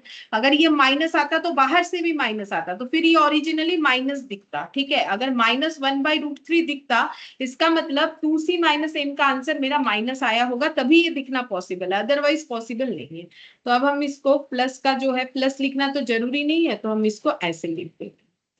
ठीक है, अब बोथ साइड स्क्वायर कर देंगे। स्क्वायर करने से 1/√3 का स्क्वायर और root over of 12 - m divided by m का होल स्क्वायर।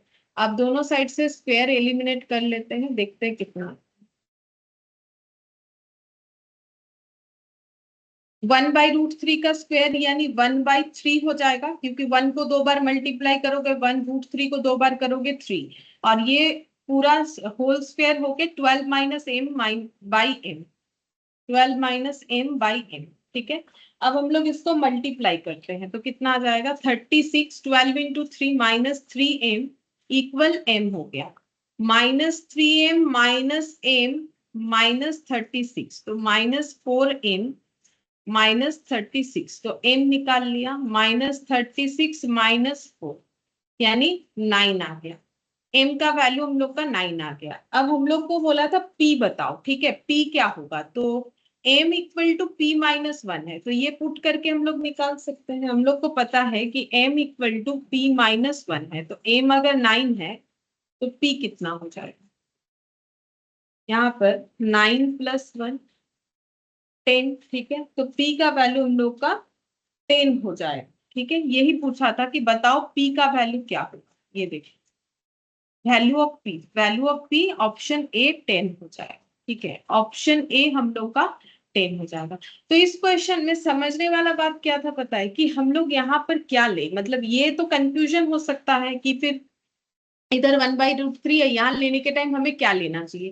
तो अगर देखो मेरा ये आंसर पॉजिटिव दिख रहा है, ये कब पॉजिटिव हो सकता है, जब मैंने आउटर में भी पॉजिटिव रखा हो और यहाँ भी पॉजिटिव रखा और ये आंसर मेरा पॉजिटिव आया हो, तभी वो पॉसिबल है, बाकी किसी केसेस में नहीं है। जैसे कि देखो अगर किसी को कंफ्यूजन हो रहा है, मान लो ये आंसर मेरा नेगेटिव आता है, तभी हम यहाँ से नेगेटिव चूज करेंगे इसको सॉल्व करने के लिए, तो बाहर भी नेगेटिव चूज करेंगे, तो इसको सॉल्व करने के बाद मेरा जो ये पॉजिटिव हो जाएगा, फिर इसको सॉल्व करने के बाद मेरा जो भी आंसर आएगा रूट का, वो तो मुझे नेगेटिव में ही दिखेगा, पॉजिटिव में कैसे दिख सकता है। इसका मतलब अंदर बाहर दोनों जगह पॉजिटिव हुआ होगा, तभी 1/√3 पॉजिटिव में आया है, बाकी किसी केसेस में पॉसिबिलिटीज है ही नहीं। ठीक है, और ये प्लस कैसे हो सकता है, तो ये देखो ये ऐसे रहा होगा, मेरा ये जो है आंसर 2, ये वाला जो 2c - m/m, ये अगर पॉजिटिव आया है तो मेरा आराम से सोल्यूशन हो सकता है, तो हम यहाँ पर से भी पॉजिटिव वाला पिक करेंगे तो यहाँ भी पॉजिटिव लेंगे,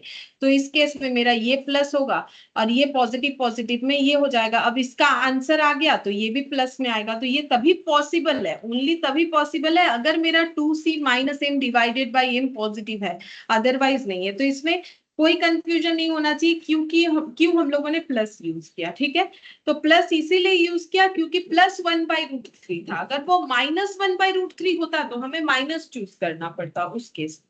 ठीक है, तो ये हो गया हम लोग का कॉन्करेंट डेविएशन का कंसेप्ट, और उस पे जो भी क्वेश्चंस था वो हम लोगों ने किया। इसके बाद जो भी क्वेश्चन है हमारे पास सेट बी में सारे रिग्रेशन लाइंस के क्वेश्चन है। ठीक है, तो हम लोग को पहले रिग्रेशन लाइन मतलब कोरिलेशन अगर देखो तो ये हम लोग का कंप्लीट हो गया कोरिलेशन। ठीक है, चैप्टर का नाम है कोरिलेशन एंड रिग्रेशन। ठीक है, तो जिसमें से कोरिलेशन हम लोगों ने कंप्लीट कर लिया, अब हम लोग पढ़ेंगे रिग्रेशन क्या होता है। तो देखते जितना हो पाता है यार।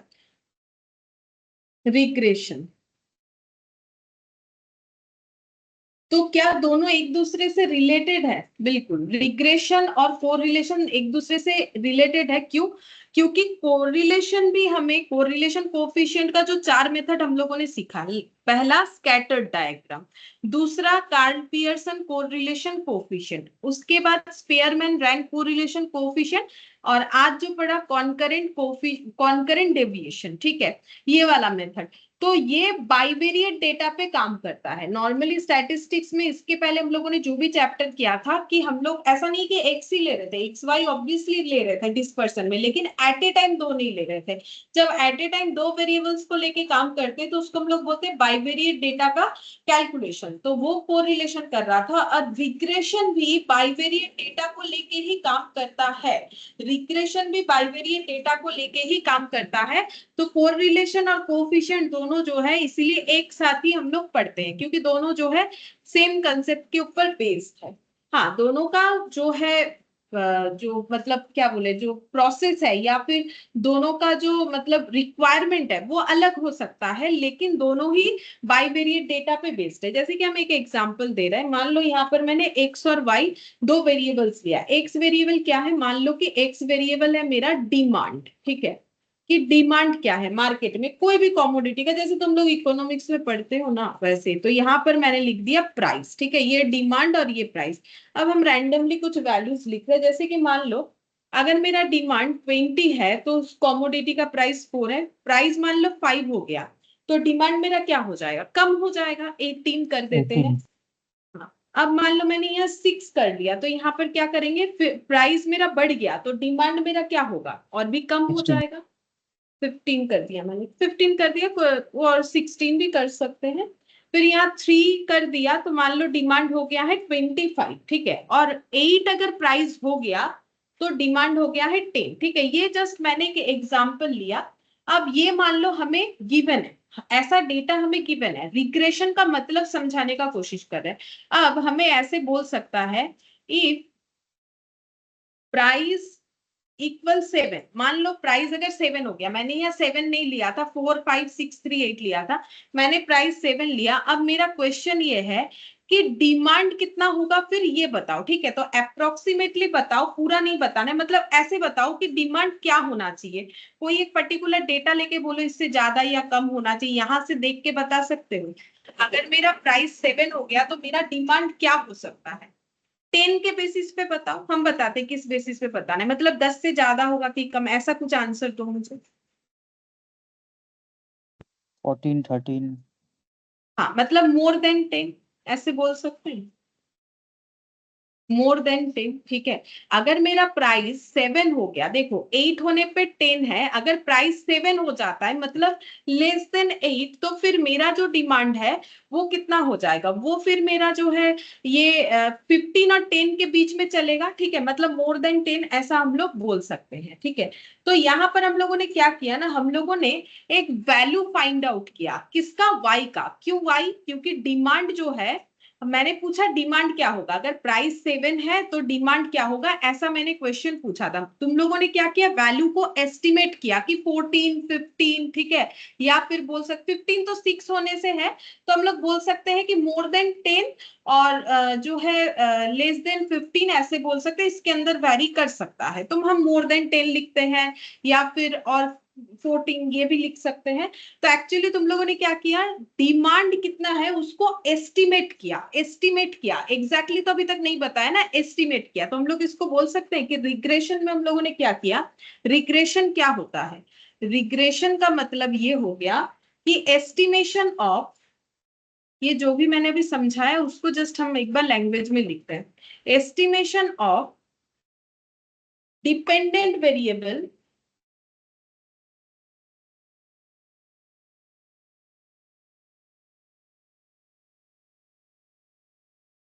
within the given value of independent variable।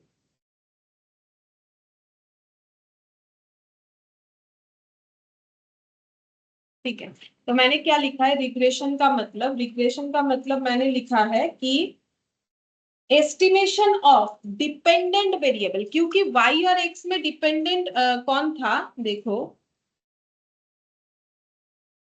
Network problem हो रहा है, ठीक है चलो। तो देखो यहाँ पर क्या बोला है, रिग्रेशन में बोल रहा है कि एस्टिमेट कर रहे हैं डिपेंडेंट वेरिएबल का वैल्यू, ठीक है, with in the given value of independent variable. तो हम लोगों को एक वैल्यू गिवन है, हम लोग को वैल्यू क्या गिवन था, प्राइस का, ठीक है, और हम लोगों ने एस्टिमेट किस वैल्यू को किया, डिमांड को एस्टिमेट किया, ठीक है। तो यहाँ पर बोल रहा है कि ये जो प्राइस है ना, ये हम लोग का क्या है, इंडिपेंडेंट है, इंडिपेंडेंट है, इंडिपेंडेंट वेरिएबल है, ठीक है, और ये जो है ये हम लोग का डिपेंडेंट है, ऐसा हमें ये डेफिनेशन पढ़ के समझ में आ रहा है। डिपेंडेंट, डिपेंडेंट, हाँ ये डिपेंडेंट वेरिएबल वाई या फिर डिमांड जो भी बोलो। क्यों, क्योंकि प्राइस के ऊपर डिपेंड करता है कि हमारा मार्केट में प्रोडक्ट का डिमांड क्या होगा, इसीलिए जो डिमांड है वो डिपेंड कर रहा है प्राइस पे। इसीलिए ये जो रिलेशन है, इकोनॉमिक्स में भी तुम लोग पढ़े होंगे कि प्राइस जो है उस पे डिपेंड करता है कि मेरा मार्केट में कमोडिटी का डिमांड कितना अप्स एंड डाउन्स जाएगा। तो जैसे जैसे हमारा प्राइस बढ़ेगा डिमांड जो है कम हो जाएगा, और अगर प्राइस कम होता है तो डिमांड बढ़ेगा। ठीक है, इसीलिए ये जो एग्जांपल है उस एग्जांपल में प्राइस मेरा इंडिपेंडेंट है और जो डिपेंडेंट वेरिएबल है वो डिमांड है। तो हम लोगों ने क्या किया, एस्टिमेट किया डिमांड यानी कि डिपेंडेंट वेरिएबल का वैल्यू, और वो कैसे एस्टिमेट किया, हमें एक जो है वैल्यू गिवन था, दैट इज इंडिपेंडेंट वेरिएबल का वैल्यू गिवन था। तो रिग्रेशन का मतलब यही हो रहा है कि रिग्रेशन का मतलब ये है कि हम लोग, अगर हमारे पास एक डिपेंडेंट वेरिएबल है और एक इंडिपेंडेंट वेरिएबल है और हमारे पास कोई डेटा गिवन है, तो हम लोग उससे क्या कर सकते हैं, इंडिपेंडेंट वेरिएबल के ऊपर डिपेंड करके डिपेंडेंट वेरिएबल का वैल्यू जो है वो एस्टिमेट कर सकते हैं। ठीक है, इस वैल्यू को हम लोग क्या कर सकते हैं, एस्टिमेट कर सकते हैं। और ये एस्टिमेट करने का जो तरीका है, उसके लिए जो प्रोसेस यूज होता है उसको हम लोग बोलते हैं रिग्रेशन। ठीक है, इसी प्रोसेस को हम लोग बोलते हैं रिग्रेशन। ठीक है, ये यही वाला टॉपिक हम लोग पढ़ने वाले। अच्छा, अब रिग्रेशन पढ़ने के पहले हम लोग यहाँ पर कुछ पॉइंट्स देखते हैं। जैसे जब हम लोगों ने कोरिलेशन में स्कैटर डायग्राम पढ़ा था, ठीक है, तो परफेक्ट जो है, परफेक्ट कोरिलेशन कब होता था, जब हम लोग का लाइन, जैसे कि मान लो ऐसा कोई लाइन है, तुम लोग अपने कॉपी में भी देखोगे तो मैंने जो है नॉर्मली ऐसे ड्रॉ करके तुम लोग को दिखाया हुआ है। ये जो है इसको हम लोग बोलते हैं परफेक्ट कोरिलेशन, इसको हम लोग बोलते हैं परफेक्ट कोरिलेशन। ठीक है, और क्योंकि ये अपवर्ड है इसको हम लोग बोल रहे थे पॉजिटिव परफेक्ट कोरिलेशन। सेम तरीके से अगर हम लोग ऐसा ड्रॉ करते हैं और ऐसे दिखाते हैं, ये पॉइंट के ऊपर से ही जाना चाहिए। ठीक है, क्योंकि हम तो नॉर्मली लिख रहे हैं ना, तो मेरा थोड़ा इधर उधर जो है हाथ हिल जा रहा है। ठीक है, तो negative perfect correlation, negative perfect correlation ये हम लोगों ने पढ़ा था। और इसमें हम लोग का एक परफेक्ट स्ट्रेट लाइन बनता है। ये दोनों में कॉमन बात क्या है, चाहे ये वाला देखो रिलेशन या फिर ये वाला रिलेशन देखो, इसमें कॉमन बात क्या है, इसमें कॉमन बात ये है कि ये दोनों में हम लोग का परफेक्ट स्ट्रेट लाइन बनेगा, परफेक्ट स्ट्रेट लाइन बनता है। ठीक है, परफेक्ट स्ट्रेट लाइन बनता है। अच्छा, अब ये परफेक्ट स्ट्रेट लाइन कैसे बनता है, डिपेंड करता है हमारे पास कैसा डेटा गिवन है उसके ऊपर डिपेंड करेगा। जैसे कि हम एक एग्जांपल से थोड़ा सा बताने का कोशिश कर रहे हैं। ये देखो, अभी हम जस्ट तुम लोग को समझा रहे हैं कि क्या रिग्रेशन लाइन कैसे होता है। अब मान लो हमारे पास एक एक्स गिवन है, एक वाई गिवन है। ठीक है, तो एक्स का वैल्यू मैंने ले लिया सपोज 2 3 4 5 6, और यहाँ पर ले लिया मैंने 7 9 11 और 13 और 15। ये कैसे लिया वो हम बताते हैं, पहले वो समझना जरूरी है। देखो, ये क्योंकि एक परफेक्ट स्ट्रेट लाइन बन रहा है, तो स्ट्रेट लाइन का इक्वेशन क्या होता है, स्ट्रेट लाइन का जो इक्वेशन है, ये देखो स्ट्रेट लाइन का जो इक्वेशन है वो होता है कुछ ऐसा, y equal to a plus B x. ठीक है, ये इक्वेशन होता है। क्या ये हम लोगों ने पढ़ा है, हाँ, हर एक चैप्टर में हम लोगों ने इसी के साथ तो प्रॉपर्टीज पढ़ा है, y equal to a plus B x, ये होता है स्ट्रेट लाइन का इक्वेशन, या फिर इसे हम लोग और एक नाम से भी जानते हैं, लीनियर इक्वेशन बोला जाता है। ठीक है, लीनियर इक्वेशन, लीनियर इक्वेशन का मतलब होता है स्ट्रेट लाइन वाला इक्वेशन, जहां पर हम लोग का लाइन स्ट्रेट जाएगा, चाहे वो अपवर्ड हो चाहे वो डाउनवर्ड हो, मतलब पॉजिटिव हो या नेगेटिव हो, लेकिन बनेगा अपना स्ट्रेट लाइन। तो उसी हिसाब से मैंने यहाँ पर, अगर तुम लोग इक्वेशन बनाते हैं तो ऐसे बनाते हैं, टू इक्वल टू हम y equal to, sorry to बोल रहे हैं, वाई इक्वल टू हम ऐसे बना रहे 2x+3, ये मैंने एक इक्वेशन लिया। और मान लो ये थोड़ा सा हटाते, मैंने पहले लिख दिया, देखो अब y इक्वल टू अगर 2x+3 है, इससे हम लोग आराम से y का वैल्यू निकाल सकते हैं। कैसे? जब हम लोग यहाँ पर x का वैल्यू 2 पुट करेंगे तो मेरा y का आंसर कितना आएगा, ये देखो x का वैल्यू 2 पुट करने से y का आंसर आ जाएगा 2 इंटू 2 4, 4 + 3 7। अगर हम लोग 3 पुट करेंगे तो 6 + 3 9 हो जाएगा। अगर 4 पुट करेंगे तो 8 + 3 11 हो जाएगा। अगर 5 पुट करते हैं तो 13 हो रहा है। 6 पुट करने पे 12 + 3 15 हो रहा है। ठीक है, तो यहाँ पर हम लिख रहे हैं, जो कि पहले मैंने लिख दिया था वो अभी हम लिख के दिखा रहे हैं। तो यहाँ पर भी हम लोगों ने क्या किया, हमारे पास एक इक्वेशन था y equal to a + bx format में। ये देखो, ये और ये सेम है, ये a हो गया, ये b हो गया। ठीक है, इस फॉर्मेट में एक स्ट्रेट लाइन या इक्वेशन था जिसके थ्रू से हम लोगों ने x के वैल्यू हमें गिवन थे, हम लोगों ने y का वैल्यू निकाला। मतलब हम लोग बोल सकते हैं कि y जो है वो हम लोग का डिपेंडेंट है और x जो है वो हम लोग का इंडिपेंडेंट है, क्योंकि इसके बेसिस पे हम लोगों ने इसको कैलकुलेट किया है। अब इससे अगर एक ग्राफ ड्रॉ करेंगे तो वो कैसे दिखेगा, तो देखो हम दिखाते हैं यहाँ पर फ्री हैंड से दिखा रहे, देखते हैं कितना अच्छा बनता है। ठीक है, तो यहाँ पर लिख दिया मैंने 1 2 3 4 5 और 6। ठीक है, ये हो गया, 6 तक मैंने ले लिया और यहाँ पर लिखते हैं 2 से स्टार्ट करते हैं। 2 4 6 8 10 12। चलिए मुझे और भी ज्यादा लेना पड़ेगा, थोड़ा नीचे करते हैं।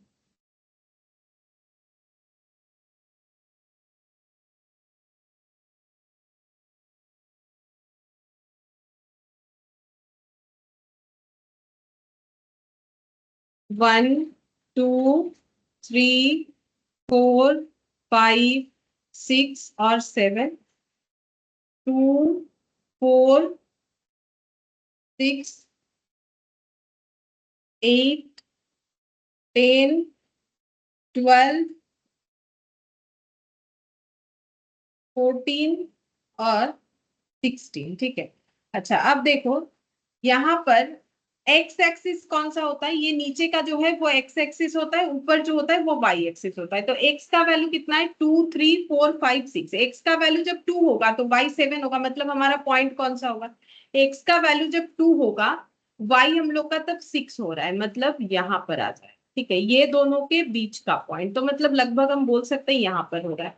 अच्छा, उसके बाद 3 होने से 9 होगा, तो x का वैल्यू 3 होने से यहाँ 9 9 मतलब 8 और 10 के बीच में आ रहा है यहाँ पर, इस तरीके से ये अप्रोक्सीमेटली यहाँ पर। ठीक है, फिर 4 होने से 11 होगा, तो 4 होने से 4 ये रहा 11 मतलब 10 और 12 के बीच में, मतलब ये लगभग यहाँ पर आ जाएगा लाइन, ये यहाँ पर आ गया, ये यहाँ पर। इतना परफेक्ट तो नहीं हो रहा है, बस समझाने का कोशिश करेंगे। 5 होने से 13 और 6 होने से 15। 5 होने से 13, 5 होने पे 13, 13 मतलब ये रहा। ठीक है, और ये हो गया 5। हाँ चलो ये यहाँ पर ही लगा देते हैं। 5 होने से 13 और 6 होने से 15, तो 6 होने पे 15, 15 मतलब ये इसके बाद में जाएगा।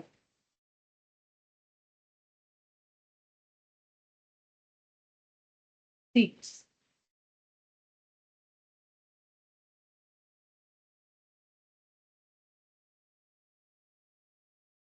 इसके ऊपर आ जाएगा, ये यहाँ तक आ जाएगा। ठीक है, अब इसको अगर हम लोग ऐड करते हैं तो ये देखो ये लाइन हम लोग का ऐसा दिखेगा।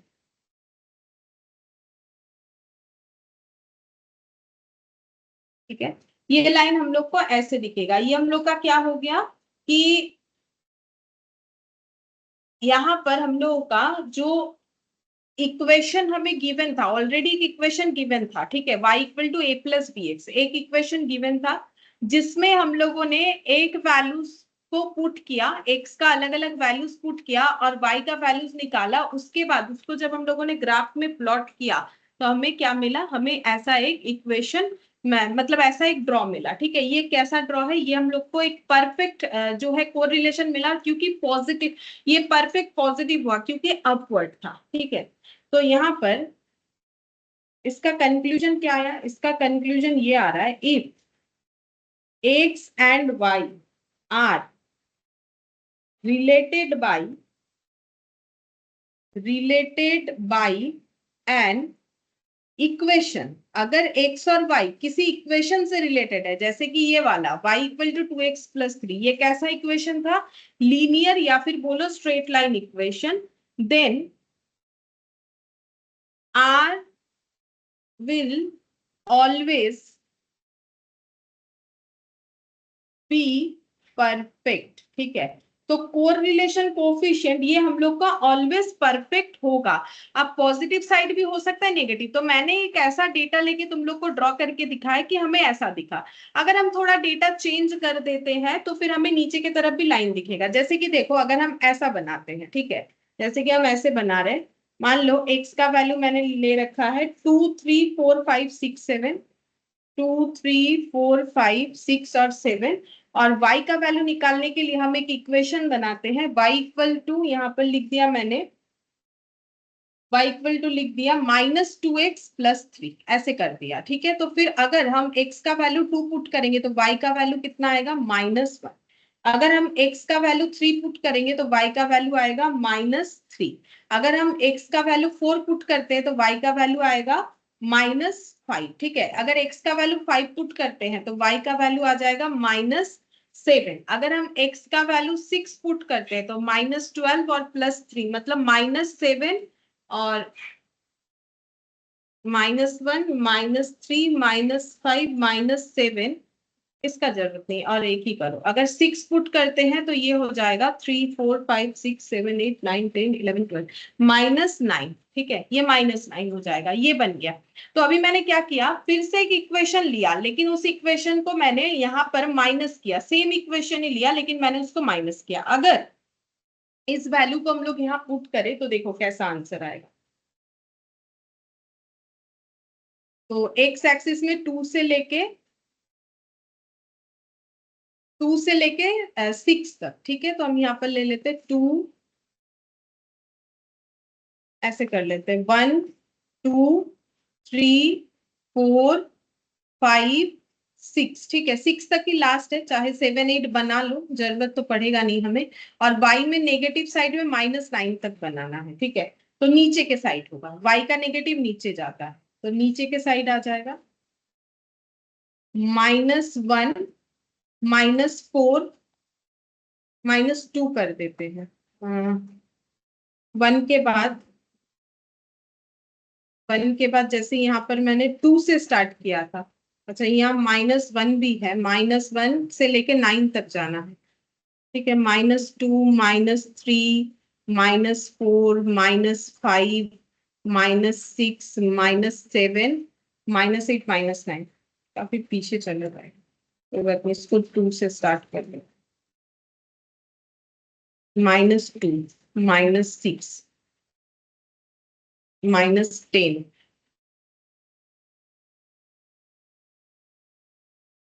4 6 8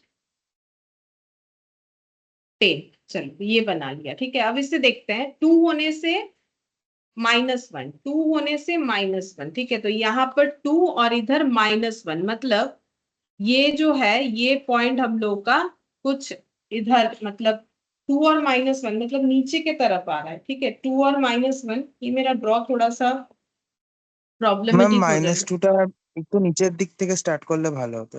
हाँ, এটা এখানে চলে আসছে, थोड़ा नीचे होने से ये ऐसा होगा। फ्री हैंड में करने से प्रॉब्लम होगा। 6 8, हाँ अब देखो यहाँ पर 2 जो है, 2 होने से इधर -1 होगा, चलो 2 होने से -1 होगा, मतलब यहाँ पर ये ऐसी जगह पे कर देते हैं। थोड़ा और ऊपर जाएगा लेकिन मेरे यहाँ पर ना जगह जो है शॉर्टेज हो जा रहा है। 1 और 2 ये यहाँ पर कर देते, चलो समझाने से मतलब है। 3 और -3, ठीक है। तो 3 कर दिया तो -3, मतलब ये ऐसी जगह पे आ जाए। 3 कर दिया तो -3, फिर 4 होने से -5, 4 होने से -5, मतलब इन दोनों के बीच में, मतलब ऐसा हो गया। अच्छा, उसके बाद 5 होने से -7, 5 होने से -7 ऐसे हो जाएगा, ठीक है। और 6 पे -9, 6 होने पे -9 मतलब फिर से इन दोनों के बीच का चला जाएगा, ठीक है। तो ये जो हम लोग का ड्रॉ है, ये जो हम लोग का ड्रॉ है, ये हम लोग का कुछ ऐसे नीचे की तरफ आ रहा है, ठीक है। ऐसे बन जाएगा, ऐसे बन जाएगा ये वाला ड्रॉ। तो ये हम लोग का क्या हुआ, देखो ये हम लोग का जो है डाउनवर्ड हो गया। देखो परफेक्ट स्ट्रेट लाइन तो बना बट डाउनवर्ड हो गया, ठीक है। तो ये परफेक्ट स्ट्रेट लाइन बना बट ऐसा बना। तो हम लोग का दो तरीके का स्ट्रेट लाइन बन सकता है। तो कंक्लूजन ये है, ये तो जस्ट समझाने के लिए किया है ड्रॉ। कंक्लूजन ये है, देखो हम लोग का अगर एक्स एंड वाई, ये जो मैंने लिखा है x and y related by an equation, जैसे यहाँ एक इक्वेशन बनाया और वहां, तो हम लोग का हमेशा एक परफेक्ट स्ट्रेट लाइन जरूर बनेगा अगर हम लोग का ऐसे रिलेशंस में एक्स और वाई जो है जुड़े हुए हैं, ठीक है। लेकिन हम लोग का लाइन कैसे हो सकता है, आइदर हम लोग का लाइन ऐसे हो सकता है या फिर हम लोग का लाइन ऐसे हो सकता है, ठीक है। दोनों में से कोई भी एक। अब ये ऐसे जाएगा कि ऐसे, वो डिपेंड करता है बी पे, जिसको बोलते हैं स्लोप, ठीक है। स्लोप मतलब जैसे मान लो कोई ऊंचे जगह पे हम लोग चढ़ रहे हैं, ठीक है। तो स्लोप जब चढ़ रहे हैं तो फिर वो जो है वो स्लोप होता है, ठीक है। ऐसे करके चढ़ रहे हैं पहाड़ पे, ठीक है। फिर ऐसे नीचे नीचे की तरफ आ रहे हैं डाउन में, तो बी जो है वो हम लोग का स्लोप हो गया। अगर बी मेरा ग्रेटर देन 0 है तो पॉजिटिव परफेक्ट मेरा स्ट्रेट लाइन बनेगा, ठीक है। अगर बी मेरा लेस देन 0 है तो नेगेटिव परफेक्ट मेरा स्ट्रेट लाइन बनेगा। ये हम लोग पहले भी पढ़ चुके हैं ऑब्वियसली, लेकिन रिग्रेशन के लिए फिर से हमें ये एक बार याद करना चाहिए। तो बी जो है अगर ग्रेटर देन 0 है, जैसे कि देखो आप चेक करते हैं, जैसे ये वाले इक्वेशन को अगर स्प्लिट करते हो तो यहाँ पर b का वैल्यू कितना होगा, इसके साथ इसको कंपेयर करते हो तो a हो गया हम लोग का 3 और b हो गया हम लोग का +2। तो इसमें हम लोग का जो स्ट्रेट लाइन आया देखो अपवर्ड आया। परफेक्ट तो दोनों केस में आएगा, अपवर्ड आया। देखो b अगर ग्रेटर देन 0 है तो हम लोग का पॉजिटिव परफेक्ट मतलब ऐसा स्ट्रेट लाइन आया। लेकिन अगर हम लोग का b ऐसा हो जाए, जैसे y equal to a plus B X, A मतलब +3, यहाँ पर b मतलब -2, ठीक है। तो -2 हुआ मतलब लेस देन जैसे ही 0 हुआ तो हम लोग का नेगेटिव परफेक्ट होगा, ठीक है। नेगेटिव परफेक्ट स्ट्रेट लाइन बनेगा, लेकिन एक स्ट्रेट लाइन हम लोग का जरूर बनेगा, ठीक है। चाहे वो अपवर्ड ट्रेंडिंग पे जाए चाहे वो डाउनवर्ड में जाए, ठीक है। किसी भी एक तरीके का स्ट्रेट लाइन बन जाएगा।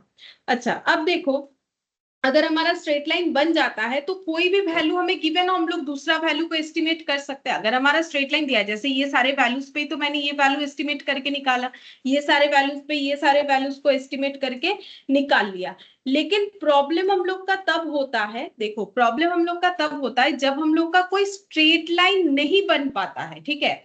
हम लोग का ऐसा ड्रॉ हुआ, मानो कि हम लोग का ऐसा ड्रॉ हुआ कि हम लोग स्ट्रेट लाइन नहीं कर पाए। जैसे कि देखो हम बताते हैं, in case of perfect correlation, अगर हम लोग का कोरिलेशन परफेक्ट है, ठीक है, तो regression analysis is very easy. Regression हम ऐसे लिख देते, regression analysis is very easy as equation is already there, ठीक है। ऐसे लिख सकते हैं, ये जस्ट समझाने के लिए लिखा। अगर हम लोग का कोई परफेक्ट कोरिलेशन बन रहा है, चाहे वो पॉजिटिव हो नेगेटिव हो, ये तभी बन सकता है, सिर्फ और सिर्फ तभी परफेक्ट स्ट्रेट लाइन बन सकता है अगर ये डेटा अपने आप में कोरिलेटेड था, कोई ना कोई इक्वेशन से कोरिलेटेड था, तभी उसे एस्टिमेट करके वैल्यू निकाला तो लिंक ऐसा बना कि हम लोग का एक परफेक्ट स्ट्रेट लाइन बन गया, ठीक है। लेकिन तब क्या हो, जब स्कैटर डायग्राम में याद करो कि हम लोग का जो वैल्यूज, पॉइंट के वैल्यूज आ रहे थे, वो ना तो अपवर्ड ट्रेंडिंग था ना तो डाउनवर्ड। मतलब अगर हम लोग का ड्रॉ कुछ ऐसा देखने में होता था, ठीक है।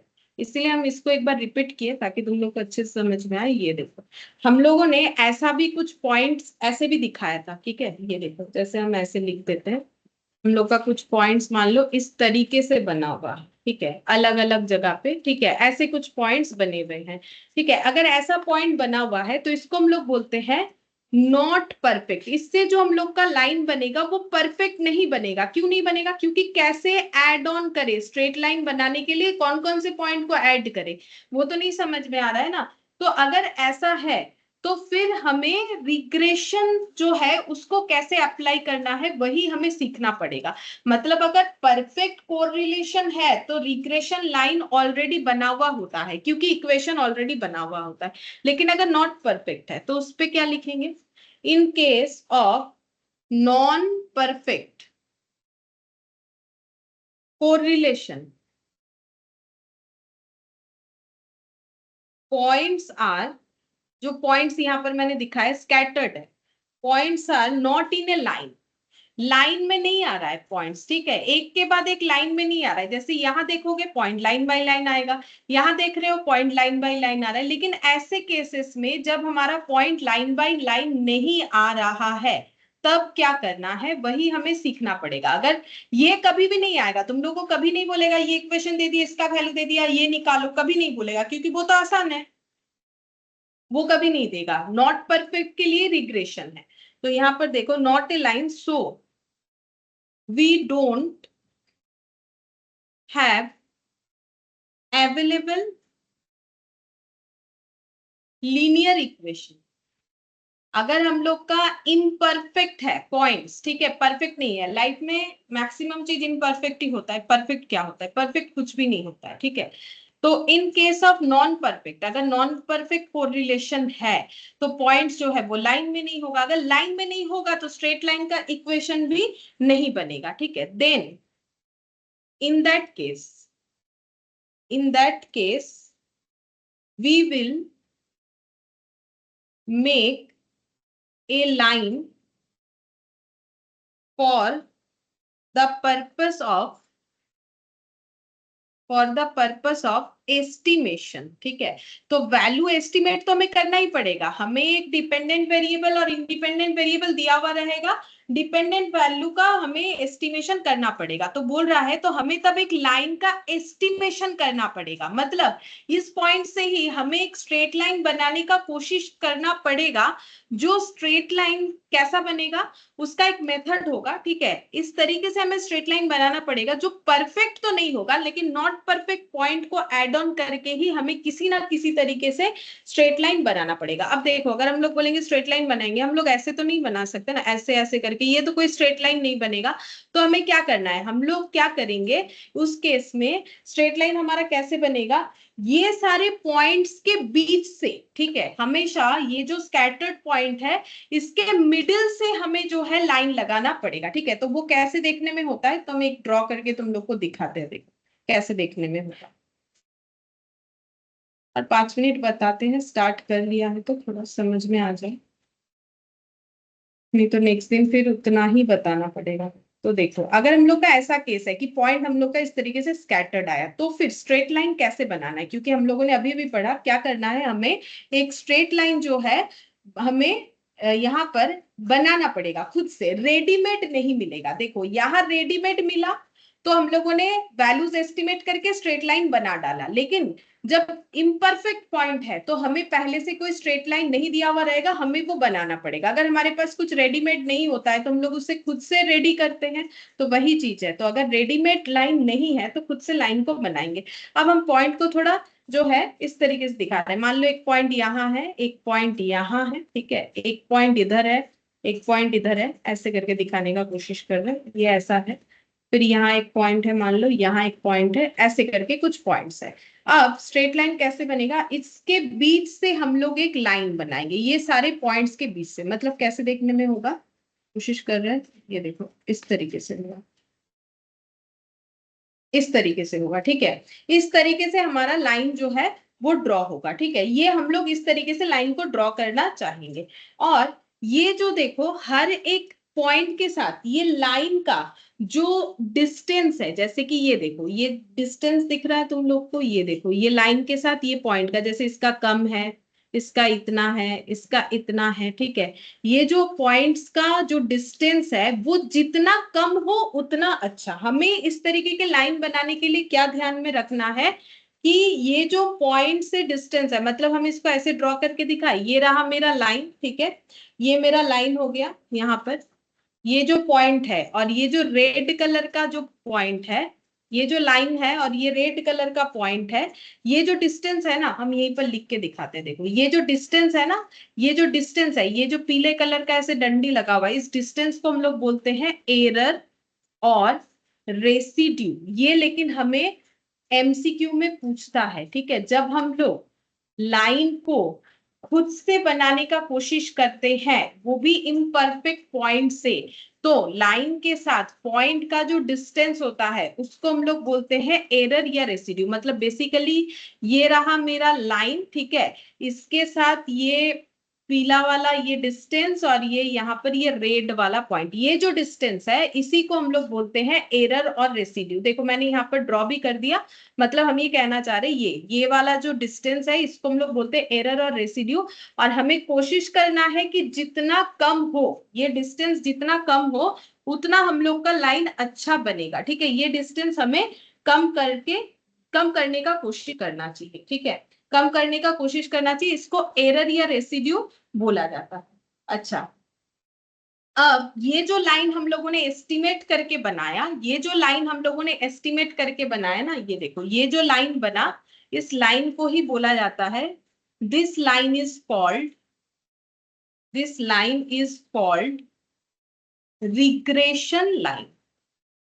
रिग्रेशन लाइन, ये जो लाइन हम लोगों ने एस्टिमेट करके बनाया, ठीक है, कैसे बनाया कि इसके बीच में से लेके जाना है, पॉइंट्स के बीच में से लेके जाना है, लेकिन इस तरीके से लेके जाना है कि हम लोगों का जो डिस्टेंस है वो जितना कम हो पॉइंट्स के साथ लाइन का उतना अच्छा, ठीक है। और ये जो डिस्टेंस बनता है उसको हम लोग बोलते हैं एरर और रेसिड्यू, इसलिए ये एरर जितना कम हो उतना अच्छा। इस तरीके के लाइन को ही हम लोग रिग्रेशन लाइन बोलते हैं।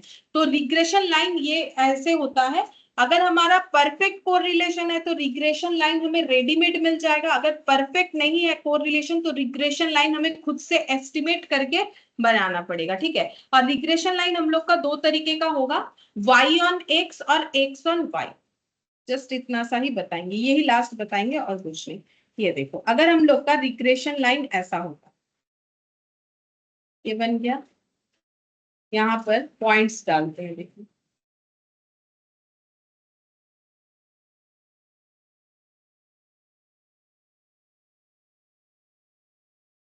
यहाँ पर भी सेम करने का कोशिश कर रहे हैं, लेकिन सेम होगा कि नहीं नहीं पता, देखते हैं। अगर सेम हो तो अच्छा है समझाने के लिए, ठीक है। मैंने कोशिश किया सेम करने का। अब अगर मेरा लाइन ऐसे जा रहा है या फिर मेरा लाइन कुछ ऐसे जा रहा है, इस तरीके से जा रहा है, ठीक है, तो ये साइड का थोड़ा एक्स्ट्रा हो गया, इसको हटाते हैं। अगर मेरा लाइन इस तरीके से जा रहा है तो इसको हम लोग बोलते हैं regression line of x on y, ठीक है, एक्स ऑन वाई। और इसको हम लोग बोलते हैं regression line of y on x, ठीक है। अच्छा, अब ये कैसे, ये किस वजह से यूज होता है, used to estimate of x when y is given, ठीक है। और regression line of y on x is used when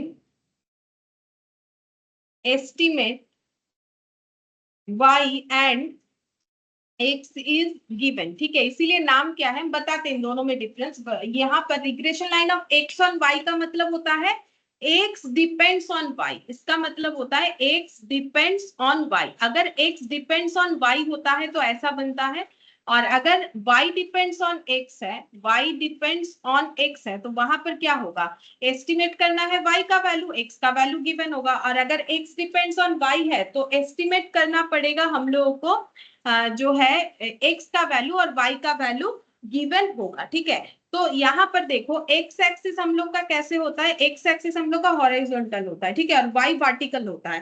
तो जब हम लोग x और y ड्रॉ करना चाहेंगे तो हमें यहाँ पर जो लाइन है वहां पर देखना पड़ेगा कि वर्टिकली जो है, जो पॉइंट्स है उसके साथ इस लाइन का डिस्टेंस हमारा जितना कम हो उतना अच्छा। ये देखो ऐसे ऐसे चेक करना, ठीक है, इस तरीके से, ये ऐसे,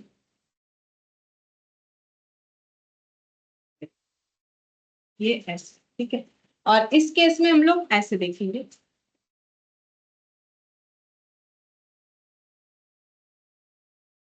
ठीक है, इस तरीके से देखेंगे, ऐसे करके। वो साइड वाला पॉइंट तो छोड़ ही दो, ठीक है, ये साइड वाला एक दो इधर पहले, ठीक है। इस तरीके से हमें जो है डिस्टेंस जो है देखना है। मतलब बेसिकली जब हम लोग एक्स ऑन वाई बनाएंगे, ठीक है, तो एक्स ऑन वाई बनाएंगे तो यहाँ पर हम लोग का क्या हो जाएगा, क्योंकि एक्स हम लोग का इस तरीके से होता है तो हम लोग का डिस्टेंस ऐसे देखना है, और वाई ऐसे होता है तो वर्टिकली हमें डिस्टेंस देखना है। बेसिकली बस इतना सा ही बात है कि वर्टिकली डिस्टेंस जितना कम हो उतना अच्छा, जब हम लोग वाई ऑन एक्स निकाल रहे हैं। और यहाँ पर देखना है कि हॉरिजॉन्टली डिस्टेंस जितना कम हो उतना अच्छा, जब हम लोग एक्स ऑन वाई निकाल रहे हैं। और ये जो पूरा मेथड्स है इसको हम लोग बोलते हैं लीस्ट स्क्वायर मेथड, ठीक है। ये जो मेथड्स यूज किए गए ना इसको बोला जाता है लीस्ट स्क्वायर मेथड। ये भी हमें एमसीक्यू में पूछता है। तो बेसिकली अभी मैंने तुम लोग को जो भी बोला उसमें तुम लोग को याद क्या रखना है, याद लीस्ट स्क्वायर मेथड रखना है, रेसिड्यू किसको बोलते हैं वो रखना है। और जब एक्स ऑन वाई होता है तो कौन सा डिस्टेंस चेक करते हैं, तब हम लोग हॉरिजॉन्टल डिस्टेंस चेक करते हैं, ठीक है। और जब एक y ऑन एक्स होता है तो हम लोग वर्टिकल वाला चेक करते हैं, वर्टिकल वाला चेक करते हैं। तो ये हम लोग को याद रखना है। बाकी तो ये मैंने स्टोरी इसीलिए बताया ताकि तुम लोग चीजों को याद रख पाओ कि क्या होता है, कोरिलेशन के साथ रिग्रेशन का क्या लिंक है, क्यों हम लोग दोनों चैप्टर को एक साथ पढ़ते हैं। तो बेसिकली अगर मेरा लाइन परफेक्ट नहीं बन रहा है तो मुझे रिग्रेशन लाइन खुद को बनाना पड़ता है। वो हम लोग कैसे बनाते हैं उसका मैंने रूल्स बताए, जिसको लीस्ट स्क्वायर मेथड बोलते हैं। तुम लोग को लाइन वाइन बनाने नहीं देगा, तुम लोग को सिर्फ कैलकुलेशन वाइज क्वेश्चन देगा, लेकिन एमसीक्यू में क्या क्या पूछ सकता है वो मैंने बताया। तो उस हिसाब से तुम लोग को रेडी करना है, ठीक है। और स्टोरी इसीलिए बताए ताकि कोई भी क्वेश्चन आए तुम लोग के लिए उस चीज को समझना और उसको करना आसान होता है, क्योंकि कंसेप्ट नहीं रहेगा तो फिर कैसे करोगे, ठीक है। इसीलिए मैंने बताया ये सब कुछ भी ड्रॉ करने नहीं देगा, ठीक है। टेंशन मतलब ड्रॉ करने कुछ भी नहीं देगा। बस तुम लोग को स्टोरी याद रखना है ताकि कोई भी क्वेश्चन आए आराम से समझ सको कि रिग्रेशन क्यों आया था, किस वजह से रिग्रेशन किया गया था। ठीक है, फिर आज हम लोग इतना ही करते हैं, बाकी नेक्स्ट क्लास में इसको स्टार्ट करेंगे फिर से।